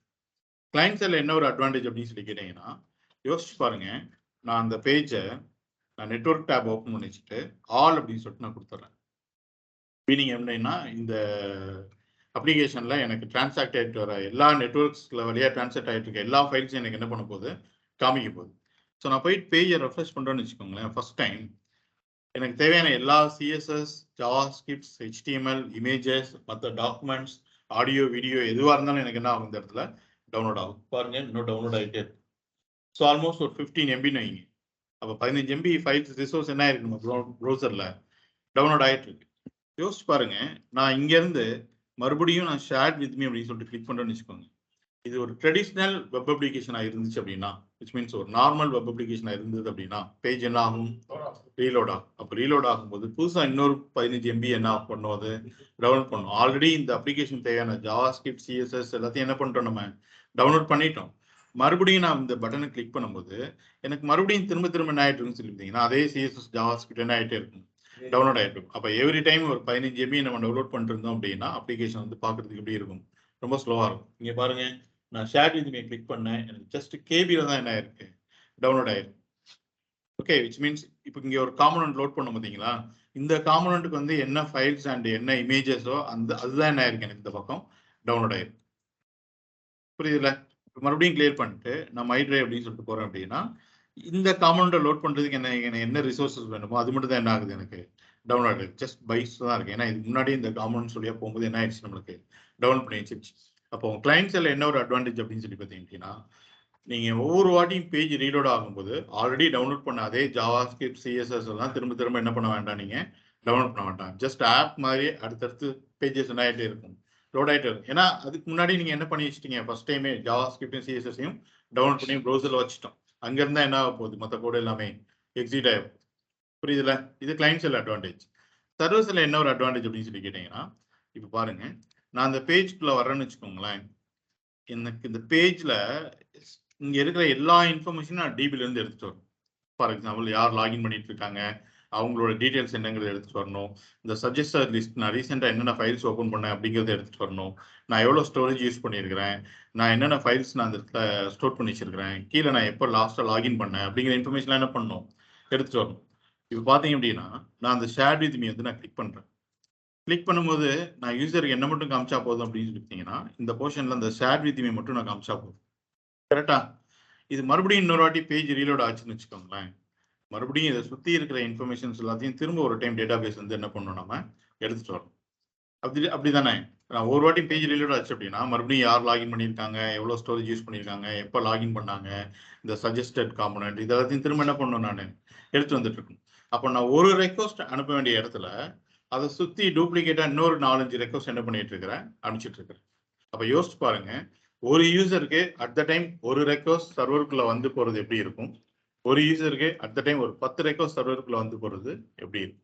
அப்போ சிங்கிள் பேஜ் அப்ளிகேஷன் நம்மளுக்கு ரெண்டு பக்கம் என்ன இருக்கு, அட்வான்டேஜ் இருக்கு. கிளைண்ட் சைடில் என்ன அட்வான்டேஜ், ஆல்ரெடி டவுன்லோட் ஆன அதே சிஎஸ்எஸ் ஜாவாஸ்கிரிப்ட் திரும்ப திரும்ப நீங்க என்ன பண்ணிட்டு இருக்க தேவையில்ல, டவுன்லோட் பண்ணிட்டு இருக்கணும்னு அவசியம் கிடையாது. சர்வர் சைடில் என்ன அட்வான்டேஜ், நீங்க கரெக்டா என்ன பார்க்கணும்னு நினைக்கிறீங்களோ அதோட ஏபிஐ கால் மட்டும்தான் என்ன ஆகும், வந்து போகும். அதை சுற்றி இருக்கிற இன்ஃபர்மேஷன்ஸ்ல ஃபெச் பண்றதெல்லாம் என்ன பண்ணாது, வந்து போகாது. ஏன்னா அதெல்லாம் அப்படியே தான் இருக்க போகுது. கரெக்ட் தானே? உடனே நீங்க கேட்கலாம், இப்போ இந்த ஜிமெயில் எடுத்துக்கிட்டோம்னு வச்சுக்கோங்களேன். ஓகே, நீங்க கேட்கலாம், நான் இப்போ வந்து சென்ட் அப்படின்னு சொல்லிட்டு போனோம்னு வச்சுக்கோங்க, இது எல்லாமே அப்படியே தான் இருக்க போகுது. இந்த பக்கம் மட்டும் நம்ம என்ன பார்க்க போறோம், சென்ட் ஐட்டம்ஸ் வந்து பார்க்க போறோம். அப்படிதானே? ஃபார் எக்ஸாம்பிள் அதை கிளிக் பண்ண அப்படின்னா எனக்கு இங்க மட்டும் என்ன கிடைச்சிருச்சு, சென்ட் ஐட்டம்ஸ் வந்து கிடைச்சிருச்சு. ஓகே, அப்போ இந்த இடத்துல லோட் ஆகும்போதே எனக்கு இந்த இடத்துல இன்பாக்ஸோட கவுண்ட் காமிச்சிட்டு இருக்கு. சப்போஸ் இது திரும்ப நமக்கு லோட் ஆகுமா, இது லோட் ஆகுமா, திரும்ப லோட் ஆகாது. அப்போ நீங்க கேட்கலாம், சப்போஸ் எனக்கு வந்து இன்னொரு மெயில் வந்துச்சு அப்படின்னா இது அப்டேட் ஆகுமா, அப்படிதானே? இது ஆகவே இது வந்து அப்டேட்டே ஆகலை, ஸ்டாட்டிக்கே அப்படியே இருக்கு அப்படின்னா இந்த பக்கம் மட்டும் தான் லோட் பண்ணுறோம் அப்படின்னா ஒரு மெயில் வந்தோடனே இது ஆட்டோமேட்டிக்காக என்ன ஆகணும், நீங்கள் பேஜ் ரீலோட் பண்ணலன்னா கூட இது அப்டேட் ஆகும். அப்போ இது அப்டேட் ஆகுமான்னு சொல்லிட்டீங்கன்னா கண்டிப்பாக ஆகும்.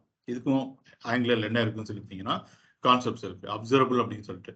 ஜஸ்ட் நீங்கள் லிசன் மட்டும் பண்ணி வச்சிட்டிங்கன்னா எப்போல்லாம் இங்கே இந்த டேட்டா வருதோ அதை வாங்கி இங்கே கொடுத்துக்கிட்டே இருக்கும். ஓகே, அப்போ எப்போல்லாம் மெயில் வருதோ இதை வாங்கி இந்த கவுண்ட் என்ன பண்ணிகிட்டே இருக்கும், அது இன்க்ரீஸ் பண்ணி கொடுத்துக்கிட்டே இருக்கும். ஓகே, அப்போ சிங்கிள் பேஜ் அப்ளிகேஷன் அப்படிங்கிறனால கிளைண்ட்ஸ்லேயும் அட்வான்டேஜ் இருக்கு, சர்வீஸ்லேயும் என்ன இருக்கு, அட்வான்டேஜ். ஓகே, நெக்ஸ்ட் அடுத்த கோர் பர்பஸ் என்னன்னு சொல்லிட்டீங்கன்னா ஆங்குலரில் டூ-வே டேட்டா பைண்டிங். ஓகே, இந்த இடத்துல நல்லா நினச்சிக்கோங்க. பைண்டிங் அப்படின்னா மீனிங் என்னன்னு சொல்லிட்டீங்கன்னா கம்யூனிகேஷன். பைண்டிங்னா மீனிங் என்ன, கம்யூனிகேஷன். டேட்டா பைண்டிங்னா மீனிங் என்ன அப்படின்னு சொல்லிட்டீங்க அப்படின்னா நம்ம கிட்ட இருக்கிற டேட்டாவை ஒரு இடத்துல என்ன பண்ண போறோம், கம்யூனிகேட் பண்ண போறோம். So that is call data binding. Okay, so one way data binding மற்ற எல்லா லாங்குவேஜுமே பை டிஃபால்ட்டாக என்ன சப்போர்ட் பண்ணணும்னு சொல்லிட்டீங்கன்னா ஒன்-வே டேட்டா பைண்டிங் தான் சப்போர்ட் பண்ணும். ஒன்-வே டேட்டா பைண்டிங்னா என்னன்னு சொல்லிட்டீங்கன்னா மாடல்ல இருக்கிறத வியூக்கு ப்ரொஜெக்ட் பண்ணும். ஓகே, ஸோ மாடல் அப்படிங்கிறது இந்த இடத்துல என்ன அப்படின்னா நம்ம இந்த கிளாஸ்ல இவ்வளோ ப்ராப்பர்ட்டிஸ் போட்டு வச்சிருக்கோம் பார்த்தீங்களா, this is called model. Okay, your application data is model. உங்களோட அப்ளிகேஷன் தேவையான டேட்டாவை நீங்க ஒரு இடத்துல ஸ்டோர் பண்ணி வச்சிருப்பீங்களா, அதுதான் நம்ம இந்த இடத்துல என்ன சொல்றோம், மாடல் அப்படின்னு சொல்லிட்டு சொல்றோம். ஆங்குலர் வரும்போதே பார்த்தீங்கன்னா எம்விசி கான்செப்ட்ஸ் எல்லாம் வரும். மாடல், வியூ, கண்ட்ரோலர் அப்படின்னு சொல்லிட்டு சொல்லுவோம். ஓகே, ஸோ வியூ அப்படிங்கிறது ஒன்றும் இல்லை, இந்த இடத்துல நம்ம யூஸ் பண்ண போற இந்த டெம்ப்ளேட், இந்த HTML அதான் என்ன வியூ. மாடல் அப்படிங்கிறது அவர் அப்ளிகேஷன் டேட்டா. ஃபார் எக்ஸாம்பிள் இந்த யார் லாகின் பண்ணியிருக்காங்க அப்படிங்கிறது இங்கே இருக்கு பார்த்தீங்களா, இந்த கோபிகிருஷ்ணா gopikrishna@gmail.com அப்படிங்கிறது இதை டைரக்டான டேட்டாபேஸ்லேருந்து வந்துடாது. டேட்டாபேஸ்லேருந்து வந்து நம்ம ஒரு இடத்துல ஸ்டோர் பண்ணி வச்சு அதை தான் எடுத்து என்ன பண்ணியிருப்போம், இந்த இடத்துல காமிச்சிருப்போம். இந்த HTML என்ன பண்ணுறோம், காமிச்சிருக்கும். அப்போ இந்த HTML வர்றதுக்கு முன்னாடி நான் ஒரு இடத்துல ஸ்டோர் பண்ணி வச்சிருப்பேன்ல, அதுதான் என்னன்னு சொல்லிட்டீங்கன்னா மாடல். ஸோ மாடல் அப்படிங்கிறது மோஸ்ட்லி என்னவா தான் இருக்க போகுது அப்படின்னு சொல்லிட்டீங்கன்னா இந்த கிளாஸோட ப்ராப்பர்ட்டிஸ் தான் இருக்க போகுது. ஓகே, ஸோ ஜென்ரலாக சொல்லணும் அப்படின்னா இந்த model is our application data. நம்மளோட அப்ளிகேஷன் தேவையான டேட்டாவை நான் ப்ரௌசருக்கு எடுத்துட்டு வியூக்கு எடுத்துட்டு வர்றதுக்கு முன்னாடி ஒரு இடத்துல ஸ்டோர் பண்ணி வச்சிருப்போம் பாருங்க, அதான் என்ன மாடல் அப்படிங்கிறது. ஓகே, நான் எக்ஸ்பிளைன் பண்றேன். எம்விசிங்கிற கான்செப்ட் வரும், அப்போ நான் எக்ஸ்பிளைன் பண்றேன் மாடல்னா என்ன, வியூனா என்னன்னு சொல்லிட்டு. ஓகே, அப்போ மாடல்ல இருக்கிற டேட்டாவை யூசருக்கு அழகா புரியுற மாதிரி நான் பைண்ட் பண்ணி காமிக்க போறேன்ல, அதான் என்னன்னு சொல்லிட்டீங்க அப்படின்னா டேட்டா பைண்டிங். ஃபார் எக்ஸாம்பிள் எனக்கு பேக்ல இருந்து இப்படி ஒரு டேட்டா வந்திருக்குன்னு வச்சுக்கோங்க, அரேக்குள்ள கலெக்ஷன்ஸ் ஆஃப் ஆப்ஜெக்ட்ஸ். ஸோ இப்படி இருக்கிற டேட்டாவை அழகா யூசருக்கு புரியுற மாதிரி ஒரு டேப்லெட் காலம் போட்டு ஒவ்வொரு ரோலையும் ஒவ்வொரு ஆப்ஜெக்டை பத்தின இன்ஃபர்மேஷன் எடுத்து பைண்ட் பண்ணி காமிச்சுன்னு வச்சுக்கோங்க, that is call data binding.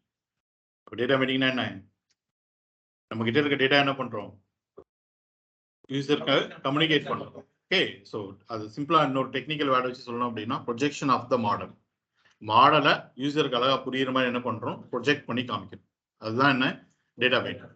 So எல்லா லாங்குவேஜுமே பை டிஃபால்ட்டா ஒன்-வே டேட்டா பைண்டிங் தான் சப்போர்ட் பண்ணும். One way data பைண்டிங்னா model to view, மாடல்ல இருக்கிறத அப்படியே எங்க எடுத்துட்டு வரும், வியூக்கு எடுத்துட்டு வரும். நீங்க மாடலை சேஞ்ச் பண்ணீங்கன்னா வியூ சேஞ்ச் ஆகும், அதுல எந்த டவுட்ஸும் கிடையாது. ஓகே, ஃபார் எக்ஸாம்பிள் யார் லாகின் பண்ணியிருக்காங்கிறத நான் பின்னாடி மாடலை சேஞ்ச் பண்ணா இங்க என்ன ஆகும், எனக்கு சேஞ்ச் ஆகும். அதுதான் என்ன ஒன்-வே டேட்டா பைண்டிங். மாடல் சேஞ்ச் பண்ணீங்கன்னா வியூ சேஞ்ச் ஆகும், அவ்வளவுதான். டூ-வே டேட்டா பைண்டிங்னா என்ன அப்படின்னு சொல்லிட்டீங்கன்னா நீங்க எப்பெல்லாம் மாடலை சேஞ்ச் பண்றீங்களோ அப்போ வியூவும் சேஞ்ச் ஆகும். எப்பெல்லாம் நீங்க வியூவில் அந்த டேட்டாவை சேஞ்ச் பண்றீங்களோ பேக்ரவுண்ட்ல இருக்கிற மாடலும் சேர்ந்து என்ன ஆயிட்டு இருக்கும், அப்டேட் ஆயிட்டு இருக்கும். நீங்க இதுக்கு ஏதாவது எக்ஸ்ட்ரா கால்ஸ் ஏதாவது கொடுக்கணுமா, இல்லாட்டி ஏதாவது ஃபங்க்ஷன்ஸை கால் பண்ணணுமான்னு சொல்லிட்டீங்கன்னா எதுவுமே பண்ண தேவையில்ல. பை டிஃபால்ட்டா ஆங்குலர் என்ன சப்போர்ட் பண்ணும், டூ-வே டேட்டா பைண்டிங் அப்படிங்கிறத சப்போர்ட் பண்ணும். புரியுதா, டேட்டா பைண்டிங்னா என்னது, first projection of the model. மாடல்ல இருக்கிறத யூசருக்கு புரியுற மாதிரி ஒரு இடத்துல என்ன பண்றோம், கம்யூனிகேட் பண்றோம். ஒன்-வே டேட்டா பைண்டிங் அப்படின்னா மாடல் டு வியூ, அவ்வளவுதான், கனெக்ஷன் கட் ஆயிடுச்சு. டூ-வே டேட்டா பைண்டிங் அப்படின்னா model to view and view to model. Whenever you update the model, automatically you also get updated and vice versa. Model update பண்ணோம்ல என்ன update ஆகும், view update ஆகும். View update பண்ணீங்கனாலும் பேக்ரவுண்ட்ல இருக்கிற model என்ன ஆயிட்டு இருக்கும், அப்டேட் ஆயிடும். ஒரு சிம்பிள் எக்ஸாம்பிளோட சொல்றேன் பாருங்க. நம்ம ஒரு ப்ராப்பர்ட்டி வச்சிருக்கோம்னு வச்சுக்கோங்களேன். ஃபார் எக்ஸாம்பிள் யூசர், இது நம்ம ரியல் டைம்ல பின்னாடி பார்ப்போம், இப்போதைக்கு உங்களுக்கு புரியுறதுக்காக நான் சொல்றேன். யூசர் நேம் ஸ்ட்ரிங் ஈக்குவல் அப்படின்னு சொல்லிட்டு யார் லாகின் பண்ணியிருக்காங்க அப்படிங்கிற நேம் என்ன பண்ணி வச்சிருக்கேன், நான் ஸ்டோர் பண்ணி வச்சிருக்கேன். இது கிளாஸ்க்குள்ள இருக்கிற ஒன் ஆஃப் த ப்ராப்பர்ட்டி, அதான் நம்ம மாடல் அப்படின்னு சொல்லிட்டு சொல்றோம். ஓகே ரைட், இதை நான் என்ன பண்ணியிருப்பேன்னு சொல்லிட்டீங்கன்னா என்னோட வியூவில் HTML, ஓகே என்னோட HTML பார்ட்ல ஒரு டெக்ஸ்ட் பாக்ஸ் வச்சுட்டு யார் லாகின் பண்ணியிருக்காங்க அப்படிங்கிறத நான் இந்த இடத்துல என்ன பண்ணியிருக்கேன், காமிச்சிருக்கிறேன். ஸோ மாடல் இருக்கிறது வியூ வந்துருச்சு. என்னவே இது ஒன் வே டேட்டா பைண்டிங். இப்போ நான் இந்த வியூவில் வச்சு இந்த பாக்ஸ்குள்ளே போயிட்டு நான் இப்படி சேஞ்ச் பண்ணேன் அப்படின்னா எனக்கு இந்த வேலையும் சைமல்டேனியஸாக பின்னாடி என்ன ஆகிட்டே இருக்கும், எனக்கு சேஞ்ச் ஆகிட்டே இருக்கும். இதுதான் டூ வே டேட்டா பைண்டிங். நீங்கள் எப்பெல்லாம் மாடல் அப்டேட் பண்ணுறீங்களோ அப்போ ஆட்டோமேட்டிக்காக அந்த வியூ என்ன ஆகும், அப்டேட் ஆகும். எப்பெல்லாம் நீங்கள் வியூ அப்டேட் பண்ணுறீங்களோ அப்போ ஆட்டோமேட்டிக்காக அதோட பேக்ரவுண்டில் இருக்க அந்த மாடலும் சேர்ந்து என்ன ஆகிட்டு இருக்கும், அப்படியே இருக்கும். So this is call two way data binding. இதுக்கு ஏதாவது நம்ம வந்து ஃபங்க்ஷன் வச்சு ஏதாவது கால் பண்ணுமான்னு சொல்லி கேட்டிங்கன்னா எதுவுமே பண்ண தேவையில்ல. பை டிஃபால்ட்டாக ஆங்குலர் என்ன சப்போர்ட் பண்ணும், டூ வே டேட்டா பைண்டிங்கை சப்போர்ட் பண்ணும். Okay right. So next angular பார்த்தீங்க அப்படின்னா பை டிஃபால்ட்டாக வரும்போதே மாடுலர் அப்ரோச்சோட வரும். ஸோ மாடுலர் அப்ரோச்னா என்ன அப்படின்னு சொல்லிட்டீங்கன்னா, ஃபர்ஸ்ட் மாடுல்னா என்ன அப்படின்னு சொல்லிட்டீங்கன்னா நல்லா வச்சுக்கோங்க, கடைசி வரைக்கும் இது நம்மளுக்கு தேவைப்படும். ஸோ வாட் இஸ் மாடுல் அப்படின்னு சொல்லி கேட்டீங்கன்னா, bundle of functionalities of our application. Okay, what is module? Bundle of functionalities of our application. நம்மளோட அப்ளிகேஷன் தேவையான ஃபங்க்ஷனாலிட்டிஸ் எல்லாத்தையுமே சின்ன சின்ன சின்ன சின்ன மாடல்ஸ் என்ன பண்ணிடுவோம், நம்ம டிவைட் பண்ணி வச்சிருவோம். ஆங்குலர் வரும்போதே பார்த்தீங்கன்னா நிறைய மாடல்ஸோட தான் வரும். ஃபார் எக்ஸாம்பிள் இப்போ நீங்கள் ஃபார்ம்ஸ் யூஸ் பண்ண போறீங்கன்னு வச்சுக்கோங்களேன், அந்த ஃபார்ம் ரிலேட்டட் ஃபங்க்ஷனாலிட்டிஸ் எல்லாமே ஆங்குலர்ல ஃபார்ம்ஸ் மாடலுக்குள்ள இருக்கும். ஓகே, நீங்க ஒரு அஜாக்ஸ் கால் பண்ண போறீங்கன்னு வச்சுக்கோங்களேன், அந்த அஜாக்ஸ் கால் ரிலேட்டட் ஃபங்க்ஷனாலிட்டிஸ் எல்லாமே எதில் பண்டில் பண்ணி வச்சிருப்பாங்கன்னா HTTP அப்படின்னு சொல்லிட்டு ஒரு மாடல்ஸ்குள்ள என்ன பண்ணி வச்சிருப்பாங்க, பண்டில் பண்ணி வச்சிருப்பாங்க. இப்படி ஆங்குலர் வரும்போதே பார்த்தீங்க அப்படின்னா இப்போ ரவுட்டிங் யூஸ் பண்ண போறீங்கன்னு வச்சுக்கோங்க, ரவுட்டர் மாடல்னு சொல்லிட்டு என்ன இருக்கும், ஒரு மாடல் இருக்கும். அதுக்குள்ள ரவுட்டர் ரிலேட்டட் ஃபங்க்ஷனாலிட்டிஸ் எல்லாம் என்ன பண்ணி வச்சிருப்பாங்க, பண்டில் பண்ணி வச்சிருப்பாங்க. இப்படி சின்ன சின்ன மாடல்ஸ் என்ன பண்ணியிருப்பாங்க, பண்டில் பண்ணி வச்சிருப்பாங்க. ஸோ உங்களுக்கு எப்போ என்ன வேணுமோ அப்போ மட்டும் அந்த மாடல் என்ன பண்ணா போதும், கால் பண்ணா போதும். உங்களுக்கு என்ன வேணுமோ அது மட்டும் தான் வருமே தவிர அதை தாண்டி எதுவும் வராது. யோசிச்சு பாருங்க, நம்ம எல்லாத்தையும் சேர்த்து ஒரு மாடலாக வச்சிருந்தோம்னு வச்சுக்கோங்க, நான் ஒரு ஃபார்ம்ஸ் மட்டும் தான் யூஸ் பண்ண போறேன்னு நினைக்கிறேன், எனக்கு தேவையில்லாம அந்த இடத்துல அஜாக்ஸ் கால் ரவுட்ஸ் பண்றதுக்குள்ளான ஃபங்க்ஷனாலிட்டிஸ் எல்லாமே என்ன இருக்கும், உள்ளுக்குள்ள இருக்கும். ஸோ அப்படிலாம் இல்லாம உங்களோட அப்ளிகேஷனோட ஃபங்க்ஷனாலிட்டிஸ் சின்ன சின்னதாக என்ன பண்ணியிருப்பாங்க, டிவைட் பண்ணி மாடல்ஸாக கொடுத்துருப்பாங்க. ஈவன் நம்ம டெவலப் பண்ண போறோம்ல அந்த அப்ளிகேஷனையும் நம்ம எப்படி தான் பண்ணுவோம் அப்படின்னு சொல்லிட்டீங்கன்னா, ஒரு ஹை அண்ட் அப்ளிகேஷன்லாம் போகும்போது சின்ன சின்ன மாடல்ஸ் என்ன பண்ணிடுவோம், நம்ம டிவைட் பண்ணிடுவோம். ஒரு மீடியம் லெவல் அப்ளிகேஷன் வரைக்கும் நீங்க ஒரு மாடல் வச்சு டெவலப் பண்ணலாம். ஓகே, ஸோ டெவலப்பரா நம்ம பண்ற ஃபங்க்ஷன்ஸ் எல்லாத்தையுமே ஓகே ஒரு மாடலாக கண்டிப்பா இருக்கணும். ஓகேவா? ஸோ அந்த ஒரு மாடலுக்குள்ள வச்சு தான் நம்ம டெவலப் பண்ண போறோம். பட் ஒரு ஹை அண்ட் அப்ளிகேஷன் சொல்லிட்டு வந்துருச்சு அப்படின்னா நம்மளோட அப்ளிகேஷனே சின்ன சின்ன மாடலாக என்ன பண்ணிடும், டிவைட் பண்ணிடும். யோசிச்சு பாருங்க, நான் இப்போ ஒரு இ-காமர்ஸ் அப்ளிகேஷன் பண்றேன்னு வச்சுக்கோங்க, ப்ராடக்ட் ரிலேட்டட் ஃபங்க்ஷனாலிட்டிஸ் எல்லாத்தையுமே நான் எதுக்குள்ள பண்டில் பண்ணுவோம் அப்படின்னா ப்ராடக்ட்ஸ் மாடல்னு ஒரு மாடலுக்குள்ள என்ன பண்ணுவேன், பண்டில் பண்ணுவேன். User related functionalities, user add பண்றது, எடிட் பண்றது, டெலிட் பண்றது, ஆக்டிவ் பண்றது, இன்ஆக்டிவ் பண்றது, சர்ச் பண்றது, இது எல்லாத்தையும் யூசர் மாடலுங்கிற ஒரு மாடலுக்கு என்ன பண்ண போறோம், நம்ம பண்டில் பண்ண போறோம். இப்படி சின்ன சின்ன மாடலை என்ன பண்ணிடும், நம்ம டிவைட் பண்ணிடும். அப்படி டிவைட் பண்றதுனால என்ன ஒரு அட்வான்டேஜ் அப்படின்னா, எப்போ என்ன வேணுமோ அதை மட்டும் என்ன பண்ணிக்கிட்டு போறீங்க, யூஸ் பண்ணிக்கிட்டு போறீங்க. புரியல? அப்ப ஆங்குலர் வரும்போதே ஒரு மாடல் அப்ரோச்சோட தான் வரும். நீங்களும் அப்ளிகேஷனை எப்படி மாத்துறதுக்கு சான்சஸ் இருக்கு அப்படின்னு சொல்லிட்டீங்கன்னா, சின்ன சின்ன மாடல்ஸ் டிவைட் பண்றதுக்கு சான்சஸ் இருக்கு. மாடல்னா மீனிங் என்ன, டெஃபினிஷன் என்ன, ஃபங்க்ஷனாலிட்டிஸ் ஆஃப் அவர் அப்ளிகேஷன். நம்ம அப்ளிகேஷன் தேவையான ஃபங்க்ஷனாலிட்டிஸ் எல்லாத்தையுமே சின்ன சின்ன பண்டிலா என்ன பண்ண போறோம், டிவைட் பண்ண போறோம். ஓகேவா? ரைட். ஸோ நெக்ஸ்ட் பாருங்க, it support many inbuilt functionalities. ஓகேவா? ஒரு வெப் அப்ளிகேஷன் அப்படின்னு சொல்லி நீங்க எடுத்துக்கிட்டீங்க அப்படின்னா அதுக்கு தேவையான கிளைண்ட் சைடில் என்னென்ன ஃபங்க்ஷனாலிட்டிஸ் வேணுமோ எல்லாமே அவங்க கொடுத்துட்டாங்க. எல்லாமே எதுக்குள்ள இருக்கு, ஆங்குலருக்குள்ள பேக்கேஜஸ் தான் இருக்கு. ஓகே, மாடல்ஸா இருக்கு. பேக்கேஜ் தான் இந்த இடத்துல மாடல்ஸ்னு சொல்லுவோம் நம்ம. எல்லாமே மாடல்ஸா இருக்கு. உங்களுக்கு எப்போ என்ன வேணுமோ அதை மட்டும் என்ன பண்ணிக்கிட்டு போறீங்க, யூஸ் பண்ணிக்கிட்டு போறீங்க. ஆங்குலருங்கிறது ரொம்ப ரொம்ப ஈஸியான ஒன்று ஆக்சுவலி. இதை பார்த்து நீங்க பயப்பட வேண்டாம், எதுவுமே இல்லை. நீங்க ஜாவா ஸ்கிரிப்டை விட எது ஈஸின்னு சொல்லி கேட்டீங்கன்னா ஆங்குலர் ஈஸி. ஏன் அப்படின்னா ஜாவா ஸ்கிரிப்ட்ல நீங்க தான் என்ன பண்ணணும், கோட் எழுதணும். பட் ஆங்குலர்ல எது எங்க இருக்கு, அதை எப்படி கால் பண்ணணும் மட்டும் நீங்க தெரிஞ்சுக்கிட்டா போதும். அவ்வளவுதானே? மேனுவலா கோட் எழுதுறதுக்கும் இருக்கிறத எடுத்து யூஸ் பண்றதுக்கு டிஃபரன்ஸ் இருக்குல்ல, அதுதான் ஆங்குலர்ல லேர்ன் பண்ண போறோம். அந்த ஃப்ரேம் ஒர்க்ல என்ன ஸ்ட்ரக்சர்ல கொடுத்துருக்காங்க, என்னென்ன மாடல்ஸ் இருக்கு, அந்த மாடல்ஸ்குள்ள என்னென்ன மெத்தட்ஸ் இருக்கு, அந்த மெத்தட்ஸை கால் பண்ணும்போது நான் 2 ஆர்குமெண்டோட கால் பண்ணணுமா, இல்லை ஒரு ஆர்குமெண்டோட கால் பண்ணணுமா, இல்லாட்டி ஆர்குமெண்ட் இல்லாம கால் பண்ணணுமா, இந்த மெத்தடை கால் பண்ணா அது எனக்கு என்ன கொடுக்கும், அதை வாங்கி எப்படி நான் ப்ரௌசருக்கு எடுத்துட்டு போறேன் அப்படிங்கிறது மட்டும்தான் இதில் லேர்ன் பண்ண போறோம், ஆங்குலர்ல லேர்ன் பண்ண போறோம். ஈஸி தானே அது? ஓகேயா? ஸோ ரொம்ப ஈஸியான ஒன்று தான். ஓகே, ஸோ நெக்ஸ்ட் பாருங்க, ஆங்குலர் வரும்போதே ஒரு ஆர்கிடெக்சரோட தான் வரும். ஃப்ரேம் ஒர்க் அப்படின்னாலே என்ன இருக்கும், ஒரு ஸ்ட்ரக்சர் இருக்கும். ஃப்ரேம் ஒர்க்கும் லைப்ரரிக்கும் அதான் பெரிய டிஃபரன்ஸ். ஓகே, இப்போ ஜேக்வரின்னு சொல்லிட்டு இருக்குல்ல, அதான் என்னன்னு சொல்லிட்டீங்கன்னா ஜாவா ஸ்கிரிப்ட் லைப்ரரி. ஆங்குலர் அப்படிங்கிறது ஜாவா ஸ்கிரிப்ட் ஃப்ரேம் ஒர்க். ரெண்டுமே என்ன அப்படின்னு சொல்லி பார்த்தீங்க அப்படின்னா ஆல்ரெடி இருக்கிற கோட எடுத்து தான் யூஸ் பண்ண போகிறோம். ஃப்ரேம் ஒர்க்குள்ளேயும் இருக்கிற கோட எடுத்து தான் யூஸ் பண்ண போகிறோம், லைப்ரரியில என்ன பண்ண போகிறோம், இருக்கிற கோட எடுத்து தான் யூஸ் பண்ண போகிறோம். அப்போ ரெண்டுக்கு என்ன டிஃபரன்ஸ் அப்படின்னு சொல்லி கேட்டிங்கன்னா இந்த ஸ்ட்ரக்சர் இதுதான் டிஃபரன்ஸ். ஃப்ரேம்வொர்க் அப்படிங்கிறது collections of libraries with some standard structures. ஃப்ரேம்வொர்க்குள்ள நிறைய நம்பர் ஆஃப் லைப்ரரிஸ் இருக்கும். அதை நீங்கள் யூஸ் பண்ணோம் அப்படின்னா அவங்க ஸ்ட்ரக்சர் கொடுத்துருப்பாங்க. அந்த ஸ்ட்ரக்சரை ஃபாலோ பண்ணி தான் நம்மளால என்ன பண்ண முடியும், யூஸ் பண்ண முடியும். லைப்ரரிங்க அப்படிங்கிறது கிடையாது, இண்டிவிஜுவல் திங். ஓகே, இப்போ கேலண்டர் அப்படிங்கிறது இட்ஸ் கேலண்டர் லைப்ரரின்னு வச்சுக்கோங்களேன். எங்கனாலும் அந்த கேலண்டர் லைப்ரரி என்ன பண்ணிக்க முடியும், இன்க்ளூட் பண்ணிக்க முடியும். இதுக்கு ஏதாவது நான் ஸ்ட்ரக்சரை ஃபாலோ பண்ணுமான்னு சொல்லி கேட்டீங்கன்னா ஒன்றுமே கிடையாது.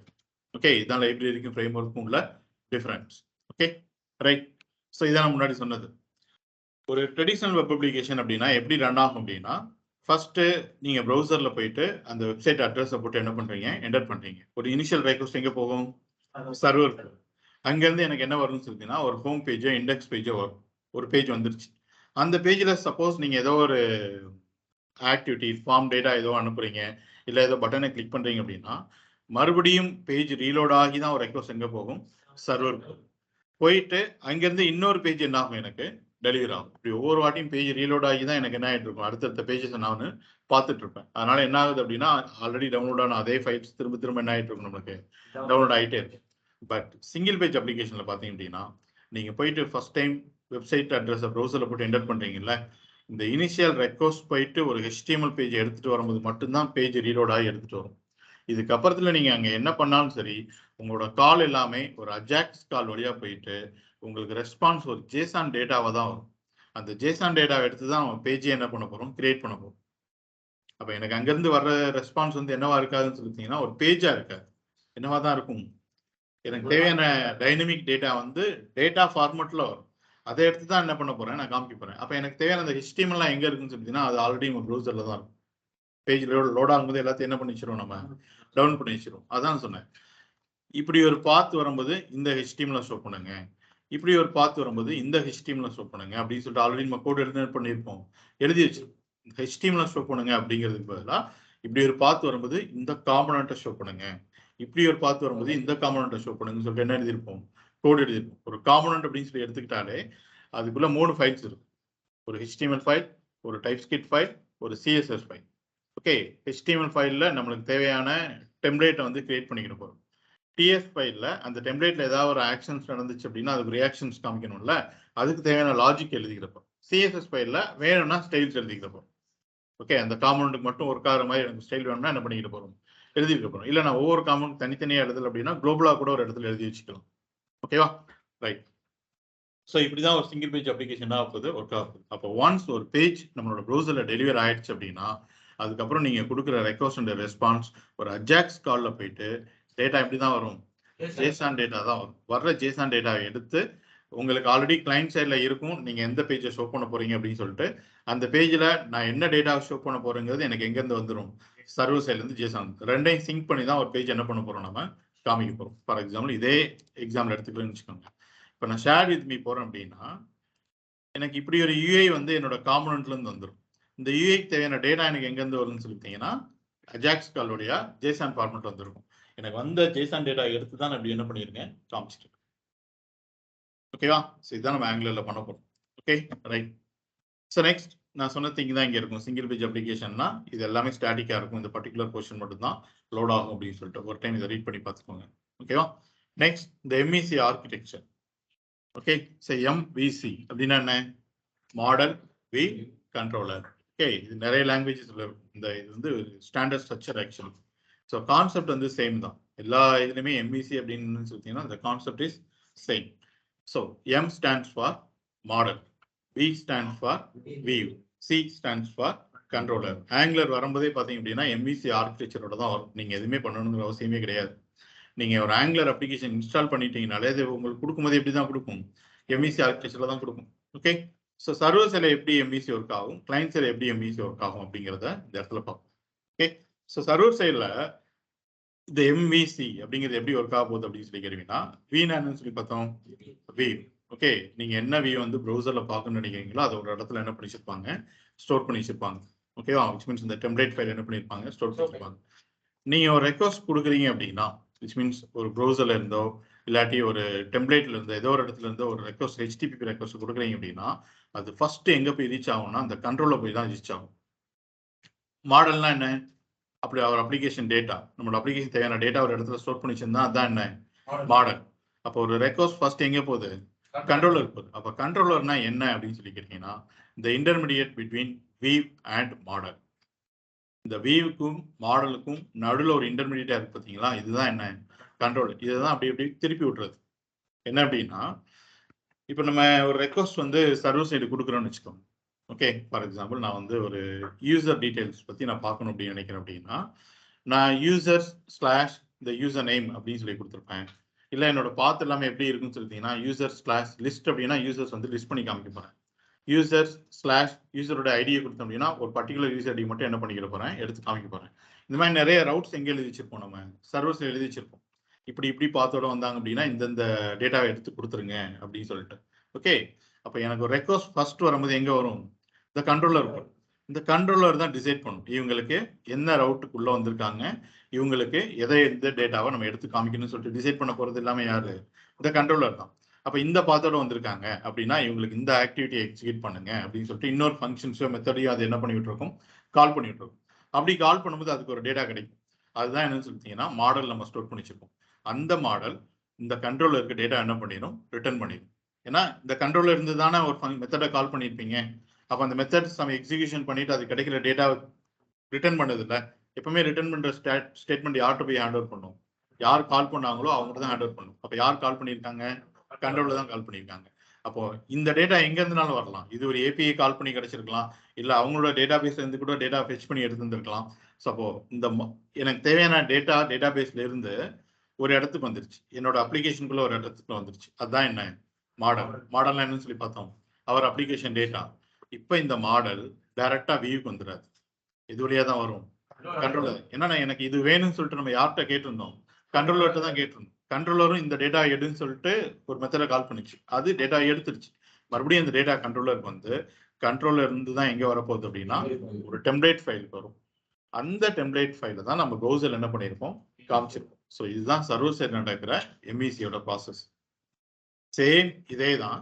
இது அப்படியே நம்ம எங்க யூஸ் பண்ண போறோம்னு சொல்லிட்டுனா கிளைண்ட் சைடு யூஸ் பண்ண போறோம். இப்போ இந்த மாடல் இது எல்லாமே வந்து நம்மளுக்கு பேக் எண்ட்ல இருந்தது கரெக்டா. விச் மீன்ஸ் நம்ம ஒரு சர்வருக்கு ஒரு ரெக்வஸ்ட் கொடுத்து இந்த கண்ட்ரோலர் வந்து சர்வர் சைடில் இருக்கிற ரெக்வஸ்ட்டை வாங்கி யாருக்கு எதை கால் பண்ணுங்கிறத டிசைட் பண்ணி என்ன பண்ணிச்சு, டேட்டா எடுத்து கொடுத்துச்சு.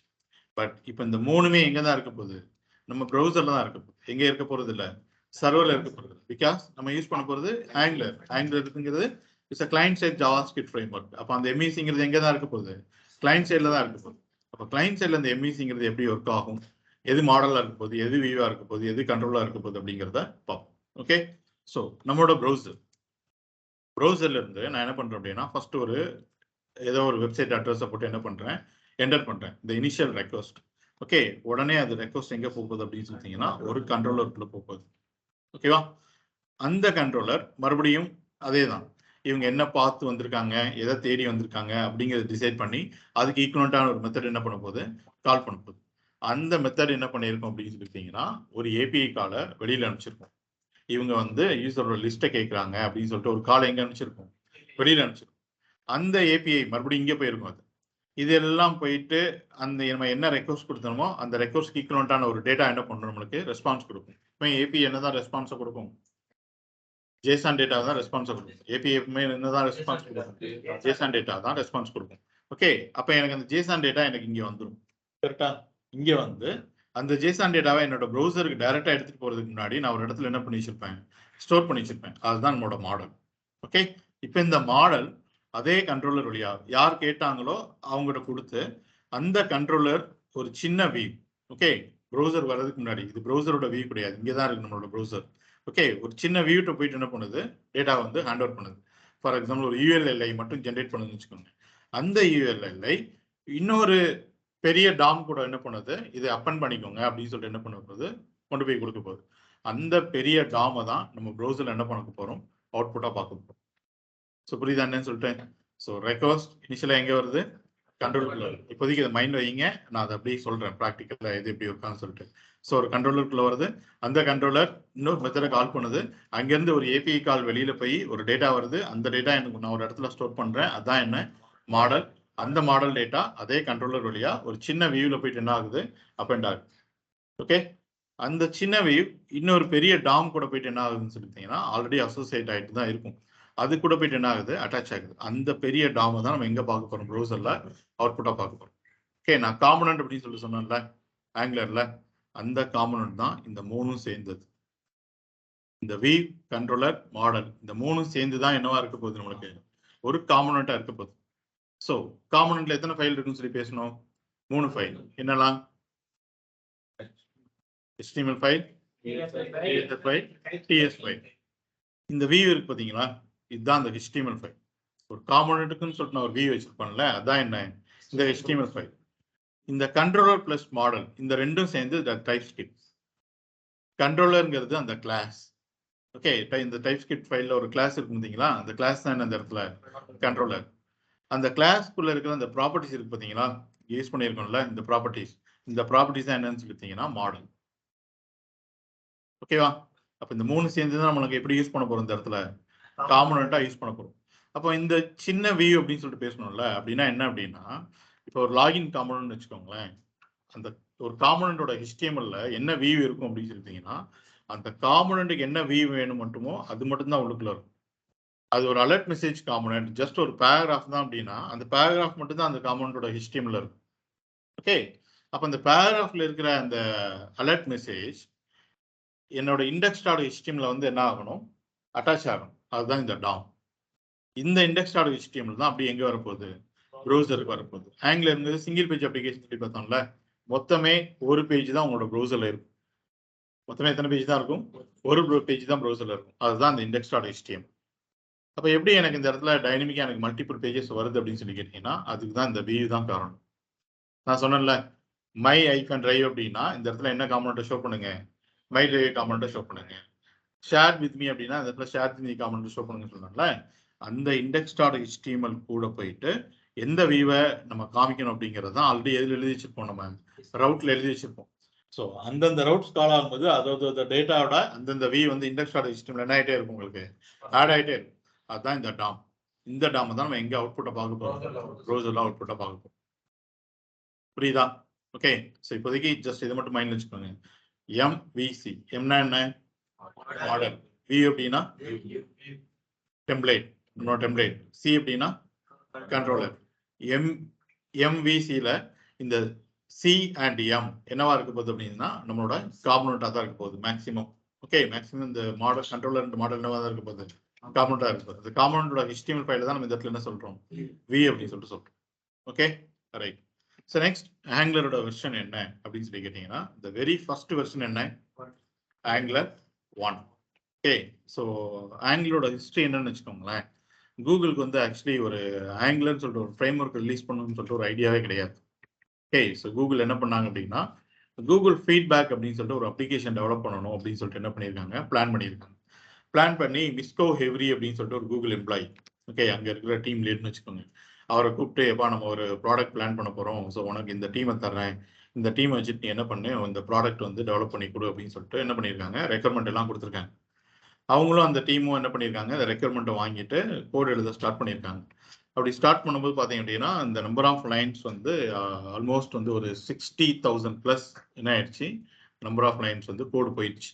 அவங்க கேட்ட ரெக்யர்மெண்ட்டுக்கு அவங்க டெவலப் பண்ண கோடு வந்து அபவ் 60,000 நம்பர் ஆஃப் லைன்ஸ் வந்து போயிடுச்சு. உடனே மேனேஜர் வந்து அதை ரிவ்யூ பண்ணி பார்க்கும்போது, இப்படி ஒரு இதோட நம்ம யூசர் போய் ரீச் பண்ணோம் அப்படின்னா கண்டிப்பாக அந்த அப்ளிகேஷன் வந்து எல்லாருக்கும் வந்து பெட்டராக பெர்ஃபார்ம் ஆகாது. ஸோ நிறைய பேருக்கு வந்து இது ஸ்லோ ஆகிடும், ஸோ நம்ம பேர் கெட்டு போயிடும், அதனால அது வேண்டாம், அதை ட்ராப் பண்ணிருங்க அப்படின்னு சொல்லிட்டு என்ன பண்ணிட்டாரு, ட்ராப் பண்ண சொல்லியிருக்காரு.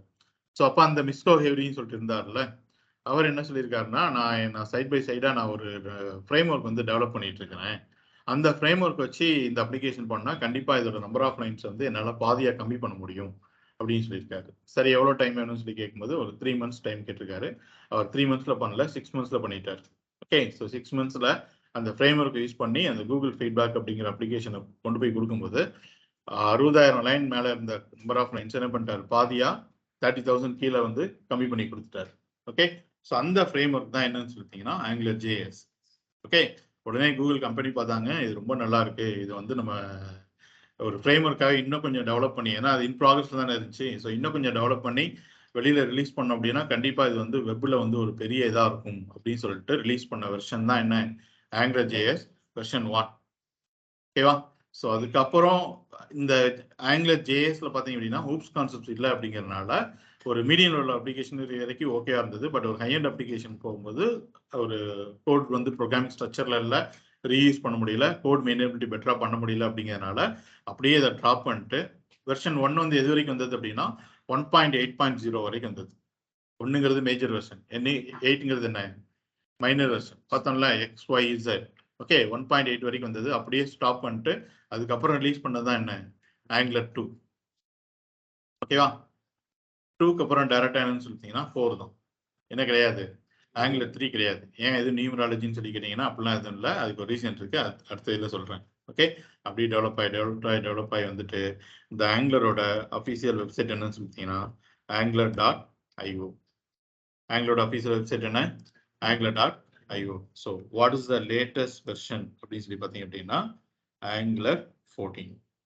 latest version என்ன Angular 14. ஸோ இங்க பாருங்க, இங்கே பாருங்க வெர்ஷன் 2 3 தான்.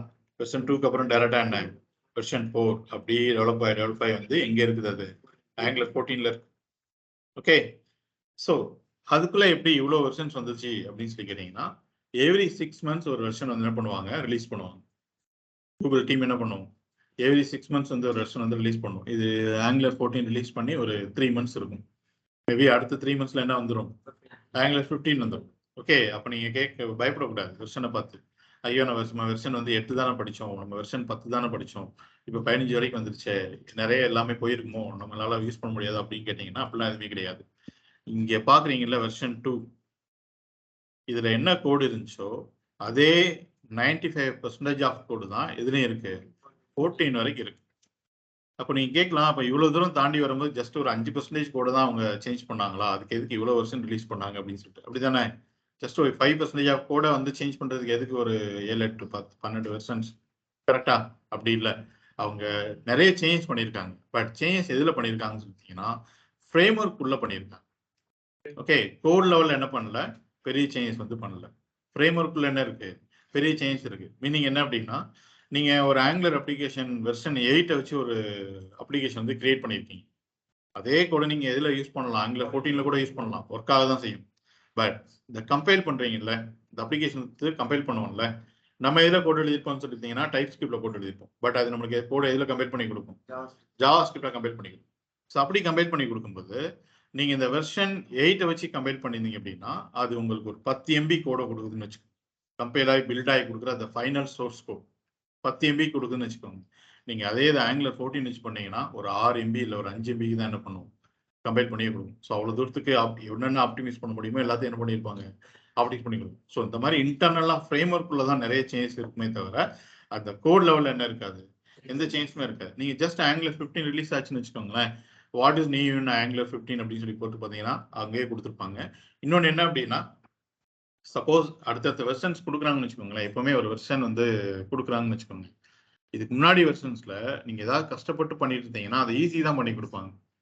உங்களுக்கு ஏதோ ஒன்று இல்லாம இருந்து நீங்க ஏதாவது தேர்ட் பார்ட்டில இருந்து எடுத்தீங்கன்னு வச்சுக்கோங்களேன், அதை இன்பில்ட் ஆகி ஆங்குலருக்குள்ளேயே கொடுத்துருவாங்க. ஸோ அப்படிதான் வந்திருக்கு இவ்வளோ வெர்ஷன்ஸுமே. ஓகே, ஸோ ஆங்குலர் 2ல வந்து நான் இது ரொம்ப கஷ்டப்பட்டு பண்ணிட்டு இருந்தேன், ஓகே இதை வந்து எனக்கு அடுத்த வெர்ஷன்ஸ்ல ஈஸியா வருமானு சொல்லிட்டீங்கன்னா நம்ம அதுக்கு தான் வெயிட் பண்ணிட்டு இருக்கணும். அவங்களும் அதான் பண்ணி கொடுத்துட்டு இருப்பாங்க. ஃபார் எக்ஸாம்பிள் இப்போ ஆங்குலர் வெர்ஷன்ஸ் 6, 7லாம் பார்த்தீங்க அப்படின்னா RxJS அப்படின்னு சொல்லிட்டு ஒரு பேக்கேஜ் நம்மளுக்கு கிடையாது. பட் ஒரு வெப் அப்ளிகேஷனுக்கு வந்து RxJSங்கிற பேக்கேஜ் வந்து ரொம்ப ரொம்ப இம்பார்ட்டன்ட். அப்பெல்லாம் நம்ம என்ன பண்ணோம் அப்படின்னா தனியாக தான் இன்ஸ்டால் பண்ணிட்டு இருந்தோம். npm install the RxJS package சொல்லிட்டு நம்ம பண்ணோம்ல, npm install சொல்லிட்டு. ஸோ அப்படிதான் என்ன பண்ணணும், நம்ம தான் இன்ஸ்டால் பண்ணி உள்ளுக்குள்ள எடுத்துட்டு வரணும். பட் பார்த்தாங்க இந்த பேக்கேஜ் வந்து அவங்களுக்கு ரொம்ப தேவைப்படுது, எல்லா டெவலப்பர்ஸும் மேக்ஸிமம் யூஸ் பண்றாங்கன்னு சொல்லிட்டு நெக்ஸ்ட் டைம் நீங்க ஆங்குலர் இன்ஸ்டால் பண்ணும்போது அவங்களே அந்த பேக்கேஜ் என்ன பண்ணிடுவாங்க, உள்ளுக்குள்ள கொடுத்துருவாங்க. இப்போ நீங்க என்ன மட்டும் பண்ணா போதும், கால் மட்டும் பண்ணிக்கிட்டா போதும், நீங்க திரும்ப இன்ஸ்டால் பண்ணுங்கிற நெசசரி கிடையாது. ஸோ அடுத்தடுத்த வெர்ஷன்ஸ் வரும்போது டெவலப்பரோட ஒர்க்கை எவ்வளவு தூரத்துக்கு ஈஸி பண்ண முடியுமோ அவ்வளவு தூரத்துக்கு ஈஸி தான் பண்ணுவாங்களே தவிர என்ன பண்ண மாட்டாங்க, காம்ப்ளெக்ஸ் பண்ண மாட்டாங்க. ஓகேவா, அதனால அடுத்த வெர்ஷன்ஸ்க்கு என்ன பண்ணணும், ஈகரா நம்ம வெயிட் பண்ணிட்டு இருக்கணும். ஓகேவா, அடுத்து என்ன ஈஸி பண்ணி கொடுத்துருக்காங்க, அடுத்து என்ன ஈஸி பண்ணி கொடுத்துருக்காங்கன்னு சொல்லிட்டு என்ன பண்ணிட்டு இருக்கணும், வெயிட் பண்ணிட்டு இருக்கணும். ஐயோன்னு சொல்லிட்டு என்ன பண்ணிட்டு இருக்க கூடாது, பயந்துட்டு இருக்க கூடாது. ஓகேவா, right. So the latest version is 14. நம்ம வந்து என்ன தான் படிக்க போறோம், 14 தான் படிக்க போறோம். ஓகே, அப்போ நீ கேட்கலாம், நான் ஆங்குலர் 14 படிக்கணும் அப்படின்னா நான் மறுபடியும் 2ல இருந்து படிச்சுட்டு வரணுமான்னு சொல்லி கேட்டீங்கன்னா கிடையாது. நீங்க 14 சொல்லி எடுத்துக்கிட்டாலே அது கீழே உள்ளது எல்லாமே இதில் தான் இருக்கும் உங்களுக்கு 14 இருக்கும். நம்ம இப்போ இன்டர்ஃபேஸ் பார்த்தோம்ல அதே மாதிரி தான். ஹை அண்ட் மாடல் அப்படின்னா அது இதுக்குள்ள என்ன இருக்கும், பேசிக்ல இருந்து மிட்ல இருந்து அட்வான்ஸ் வரைக்கும் எல்லாமே உள்ளுக்குள்ள இருக்கும். ஸோ நீங்க 14 சொல்லி எடுத்துக்கிட்டாலே இது கீழே இருந்து என்னென்ன கொடுத்தாங்களோ எல்லாமே இதில் அவைலபிளா இருக்கும்.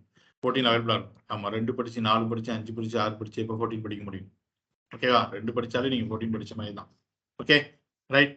ஸோ புரியுதா? இதான் ஆங்கிளோட வெர்ஷன். நான் ஏன் 8ஓட ஸ்டாப் பண்ணிட்டேன்னா இந்த இமேஜ் ப்ரிப்பேர் பண்ணும்போது லேட்டஸ்ட் வெர்ஷன் வந்து 8ஆக தான் இருந்தது. அதனால 8ஆ வச்சிருக்கேன். ஓகேவா? லேட்டஸ்ட் வெர்ஷன் என்ன 14. இதை பார்த்து 8 இருக்கு இங்கே 14 இருக்குன்னு நினைக்கூடாது. Okay right. ஸோ வெர்ஷன் 3 ஸ்கிப் ஆயிருக்கா? V3 என்ன இருக்கு? ஸ்கிப் ஆயிருக்கு. ஏன் அப்படின்னு சொல்லி கேட்டீங்கன்னா ஏதாவது நியூமராலஜி அப்படின்னு சொல்லி கேட்டீங்கன்னா அப்படிலாம் எதுவுமே கிடையாது. அவங்க என்ன பண்ணாங்க, வெர்ஷன் 2 வந்து ரிலீஸ் பண்ணியிருந்தாங்க. ஓகே ஸோ வெர்ஷன் 2 ரிலீஸ் பண்ணும்போது அதில் அந்த ரவுட்ஸ் பேக்கேஜ் இருக்கு பார்த்தீங்களா, அந்த ரவுட்ஸ் பேக்கேஜ் இருந்து ஒரு இஷ்யூ இருந்திருக்கு. அந்த இஷ்யூவை ஃபிக்ஸ் பண்ணி அவங்க என்ன பண்ணிட்டாங்க அப்படின்னா ரவுட்டர் பேக்கேஜ் 3 அப்படின்னு சொல்லிட்டு என்ன பண்ணிட்டாங்க, ரிலீஸ் பண்ணிட்டாங்க. எப்பவுமே ஒரு ஃப்ரேம் ஒர்க் அப்படிங்கிறது அந்த ஃப்ரேம் ஒர்க்கில் என்ன வெர்ஷனோ அதான் அதோட பேக்கேஜ் வெர்ஷனாகவும் இருக்கும். அப்போ ஆங்குலர் 2ல இந்த ரவுட்டர்ல ஒரு இஷ்யூ இருக்குன்னு சொல்லிட்டு ஃபிக்ஸ் பண்ணி அவங்க மேபி என்ன பண்ணியிருக்கலாம் சொல்லிட்டீங்கன்னா 2.1 2.3 சொல்லிட்டு ஏதாவது ரிலீஸ் பண்ணியிருக்கலாம்.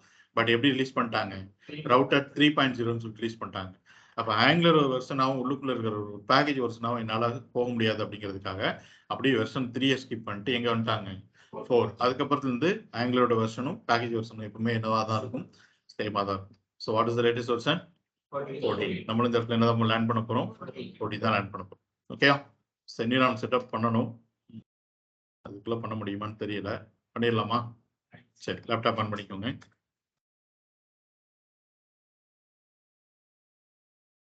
கைஸ் ஆன்லைன்ல கமாண்ட் ப்ராம்ப்ட் ஓப்பன் பண்ணிக்கோங்க. அதுக்கு முன்னாடி நோடு இன்ஸ்டால் பண்ணியிருக்கணும். நம்ம நோடு ஆல்ரெடி இன்ஸ்டால் பண்ணிட்டோம் டைப் ஸ்கிரிப்டுக்காக. Okay so command prompt open பண்ணிக்கோங்க. ஓப்பன் பண்ணிட்டு here is the command to install Angular CLI. Suppose நீங்க ஆங்குலர் CLI ஓல்டு வெர்ஷன் வச்சிருந்தீங்க அப்படின்னா அன்இன்ஸ்டால் பண்ணிருங்க. அன்இன்ஸ்டால் பண்றதுக்கு இதுதான் கமாண்ட். நான் ஆங்குலர் 8 வச்சிருக்கிறேன், என் அண்ணன் லேப்டாப் ஆங்குலர் 7 ஆல்ரெடி இருக்கு அப்படின்னு நினைச்சீங்க அப்படின்னா அன்இன்ஸ்டால் பண்ணிட்டு கேட்சை கிளியர் பண்ணிட்டு மறுபடியும் என்ன பண்ணுங்க, இன்ஸ்டால் பண்ணுங்க. ஓகேவா? இன்டர்நெட் கனெக்ட் பண்ணிக்கோங்க. இன்டர்நெட் வேணும்.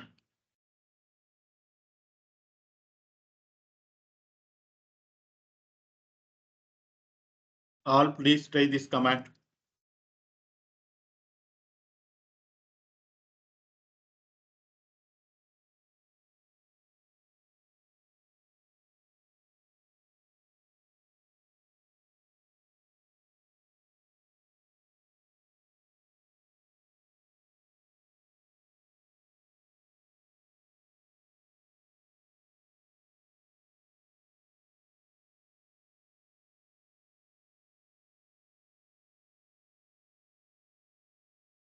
இன்டர்நெட் கனெக்ட் பண்ணிட்டு ஆல்ரெடி ஆங்குலர் இன்ஸ்டால் ஆயிருந்ததுன்னா அன்இன்ஸ்டால் பண்ணிட்டு கேட்சை கிளியர் பண்ணிட்டு திரும்ப இன்ஸ்டால் பண்ணிக்கோங்க. ஆங்குலர் இன்ஸ்டால் ஆயிருக்கா இல்லைன்னு சொல்லி தெரிஞ்சுக்கிறதுக்கு இந்த கமாண்ட் ப்ராம்ப்ட் ஓப்பன் பண்ணிட்டு NG வெர்ஷன் அப்படின்னு சொல்லி கொடுத்தீங்கன்னா போதும், அதே வந்துடும். ஓகே இப்போ என்னோட சிஸ்டம்ல பார்த்தீங்கன்னா நான் ஆல்ரெடி இன்ஸ்டால் பண்ணியிருக்கிறேன். What is the latest version 14. Major version 14, 1.3 minor version buck fixing. இந்த 14 அப்படிங்கிறது தான் நீங்கள் கன்சிடர் பண்ணுமே தவிர இந்த 1.3 வந்து எனக்கு பழசு அப்படி இருக்கும். மேபி உங்களுக்கு வேற நம்பர்ஸ் இருக்கலாம். பார்த்து சொல்லுங்க என்னன்ட்டு. இன்ஸ்டால் பண்ணுங்க.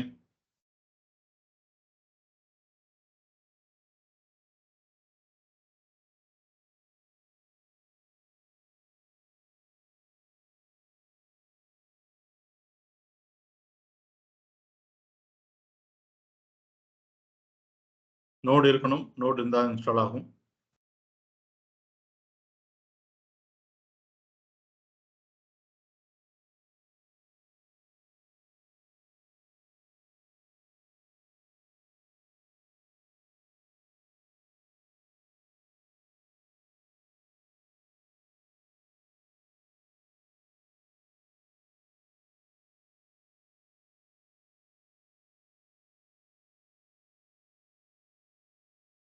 இன்ஸ்டால் பண்ணி முடிஞ்சிருச்சு அப்படின்னா கீழே இருக்கிற கமாண்ட் NG ஸ்பேஸ் வெர்ஷன் அப்படிங்கிறத செக் பண்ணுங்க.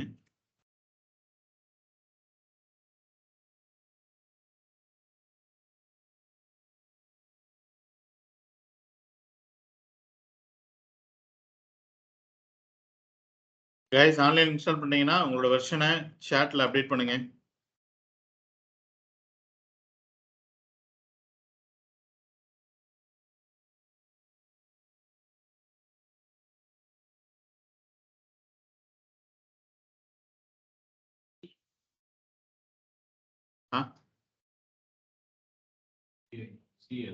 CLI command line interface. CLI அப்படின்னா command line interface.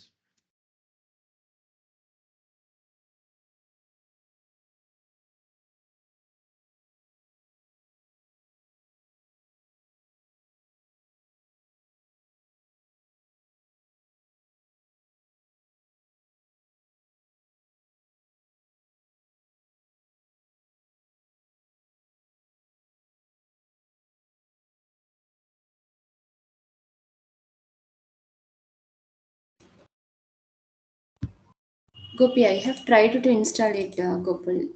Okay. அதில் ஆக்சுவலி மெசேஜ் என்ன வருதுன்னா லாஸ்ட் இது வந்து என்பிஎம் நோட்டீஸ் கொடுத்துட்டு okay new major version of அந்த இது வந்து 8.19.2 இருக்கு. அதுக்கப்புறம் சேஞ்ச் லாக்னு கொடுத்துட்டு சம் github.com லிங்க் ஒன்று இருக்கு. And then run NPM install -g npm at 9.2.0 to update அப்படின்னு இருக்கு. நீங்க ஆல்ரெடி இன்ஸ்டால் பண்ணீங்களா ஆங்குலர் CLI இல்ல அப்பதான் ஃபர்ஸ்ட் டைம்? இல்ல இப்பதான் ஃபர்ஸ்ட் டைம் பண்றேன். ஓகே சோ உங்களோட நோட் கமாண்ட் என்னன்னு பாருங்க. ஓகே இத செக் பண்ணுங்க. Node space -hyphen version. இத செக் பண்ணி என்ன வெர்ஷன் வருதுன்னு பாருங்க. ஓகே ஆமா. சப்போஸ் உங்களுக்கு ரொம்ப நேரம் இன்ஸ்டால் ஆயிட்டு இருக்கு, ஸ்டக் ஆயிடுச்சு அப்படின்னு ஃபீல் பண்ணீங்க அப்படின்னா Ctrl+C கொடுத்து டெர்மினேட் பண்ணிட்டு மறுபடியும் ட்ரை பண்ணுங்க.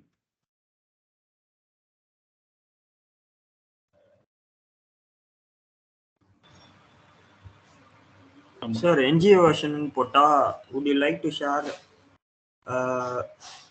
pseudonymous usage data? Yes ன்னு கொடுங்க. Yes ன்னு கொடுங்க. Yes. Okay. Yes no எதனால ஓகே தான். நோட் வெர்ஷன் வந்து வெர்ஷன் 18.12.1 கோபி. ஓகே லேட்டஸ்ட் வெர்ஷனா தான் இருக்கு. இப்போ அவர் சொன்ன மாதிரி எனக்கு அந்த NG வெர்ஷன் கொடுத்திருந்தப்போ எனக்கு அதுதான் வந்தது. would you like to share அந்த மெசேஜ் வந்திருந்தது. அதுக்கு நான் நோன் கொடுத்தேன். நோன் கொடுத்தீங்களா? ஆமா. ஓகே. ஆனா இப்போ என்னோட ஸ்கிரீன் ஷேர் பண்ணிட்டுங்களா இல்லைனா? நீங்க ஒரு ஸ்கிரீன்ஷாட் மட்டும் எடுத்து எனக்கு வாட்ஸ்அப்ல ஷேர் பண்ணுங்க. ஒரு போட்டோ எடுத்து ஷேர் பண்ணுங்க.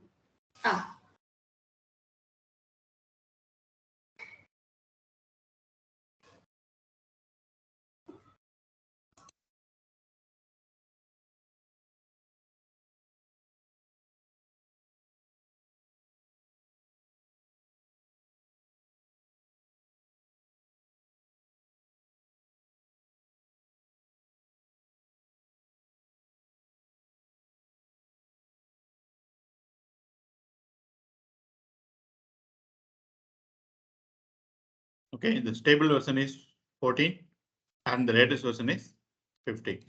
Okay, okay, 15 install பண்ணிருக்கீங்க, no problem. Okay, others?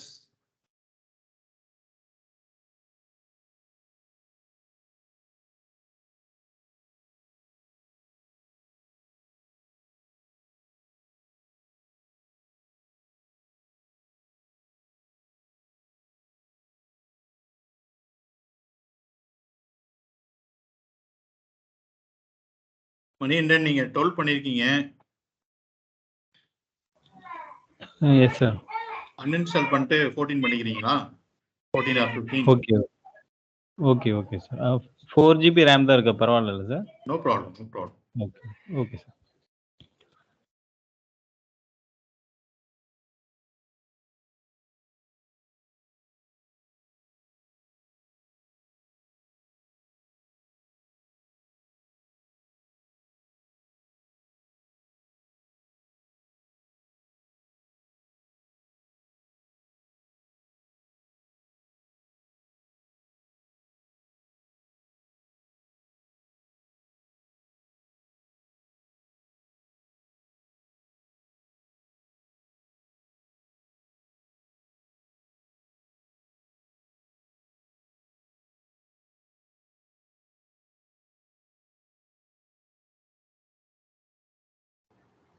Sir yes.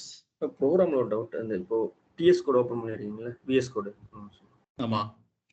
இன்னைக்கு இதில் வந்துட்டு இப்போ இண்டிகேட்டர் ஸ்ட்ரிங்குன்னு நம்ம இது பண்ணுறோம்ல, பேஸ் ஆமா. கிளாஸ்லேயும் நம்ம அங்கே டேட்டா டைப் சூஸ் இது பண்ணுறோம். இங்கேயும் மென்ஷன் பண்ணணுங்களா கம்பல்சரி? மென்ஷன் பண்ணிட்டீங்கன்னா கரெக்ட் தான். பட் இது நான் எதுக்காக சொல்றேன் அப்படின்னா, நீங்க இங்க ஸ்ட்ரிங்னு கொடுத்துட்டு இங்க நம்பரை உங்களால மாத்த முடியாது. ஓகே. Okay. இப்போ நான் engine model equal to PSY கொடுத்தாலும் ஓகே அக்செப்ட் பண்ணுங்களா? எடுத்துக்கணும். ஏன்னா டைப்ஸ் கிட்டே அப்படி தானே, ஈக்குவல் டு ரைட் ஹேண்ட் சைடில் நீங்க என்ன கொடுக்கீங்களோ அந்த டைப் தானே எடுத்துக்கணும். Okay okay okay. நீங்க ஓகே சார். இந்த ப்ராப்பர் வே என்னன்னு சொல்லி பார்த்தீங்கன்னா, கோலன் கொடுத்து பண்றது தான் ப்ராப்பர் வே. பட் நீங்க Okay. கொடுக்காட்ட கூட ஆட்டோமேட்டிக்கா எடுத்துக்கணும். பட் இந்த இன்ஜின் மாடல்ல இருக்கிற இங்க அசைன் பண்ற இந்த டைப்பையும் இந்த டைப்பையும் உங்களால வந்து வயலேட் பண்ண முடியாது. இங்க என்ன டைப் இருக்கோ அதான் உங்களால என்ன பண்ண முடியும், அசைன் பண்ண முடியும். ஓகே. இன்டர்ஃபேஸ்ல என்ன டைப் கொடுத்துருக்கோமோ அதுதான் நான் இங்க அசைன் பண்ண முடியும். அதுதான் இங்க அசைன் பண்ண முடியும். கரெக்ட். Okay okay sir.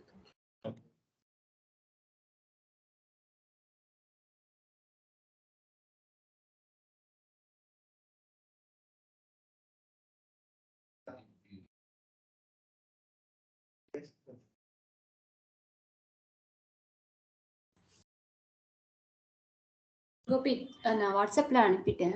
நான் பார்த்துட்டேன் சுபாஷினி. நீங்க என்ன பண்ணுங்க அது அப்படின்னா, ஓகேங்களா?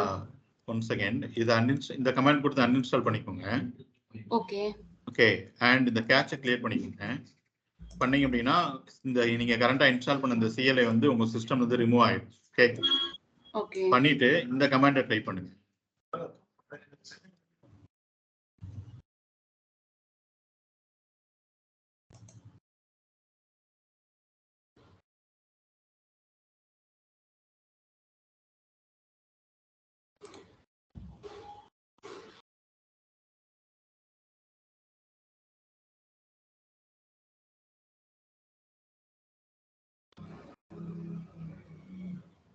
இது இருக்கு இல்லையா, இந்த கமாண்ட் டைப் பண்ணுங்க. சரி ஓகே கோபி. அன்இன்ஸ்டால் பண்ணிட்டு கேட்சை கிளியர் பண்ணிட்டு இந்த கமாண்ட் டைப் பண்ணுங்க. Okay okay. கொஞ்சம் கமெண்ட் சென்ட் பண்றீங்களா கோபி? இல்லைன்னா அந்த டாக்குமெண்ட் மட்டும் ஒரு தடவை காட்டுங்க. இது இருக்கே, இது அன்இன்ஸ்டால் பண்றேன். அன்இன்ஸ்டால் பண்றதுக்கு. Okay okay. இது அன்இன்ஸ்டால் பண்றதுக்கு, இது கேட்சை கிளியர் பண்றதுக்கு, இன்ஸ்டால் பண்றதுக்கு. Okay sure Gopi. Let me try. Type பண்ணிட்டு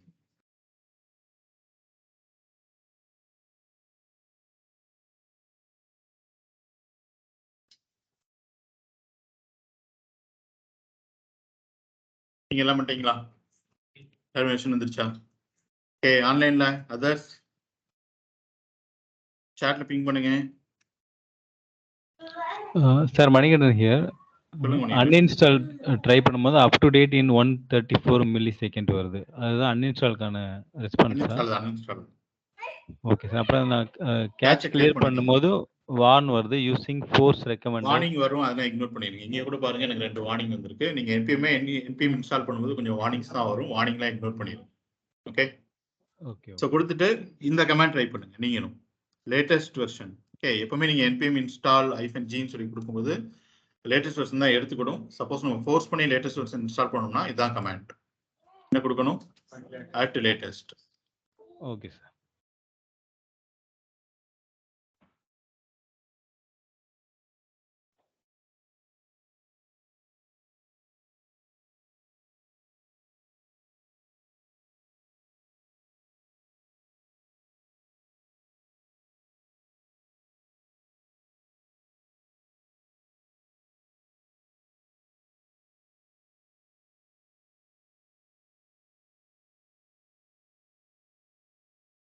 நான் டாக்குமெண்ட் அப்டேட் பண்ணியிருக்கேன், பார்த்துக்கோங்க. சரி, இன்ஸ்டால் பண்ணிட்டீங்களா எல்லாருமே? Okay fine.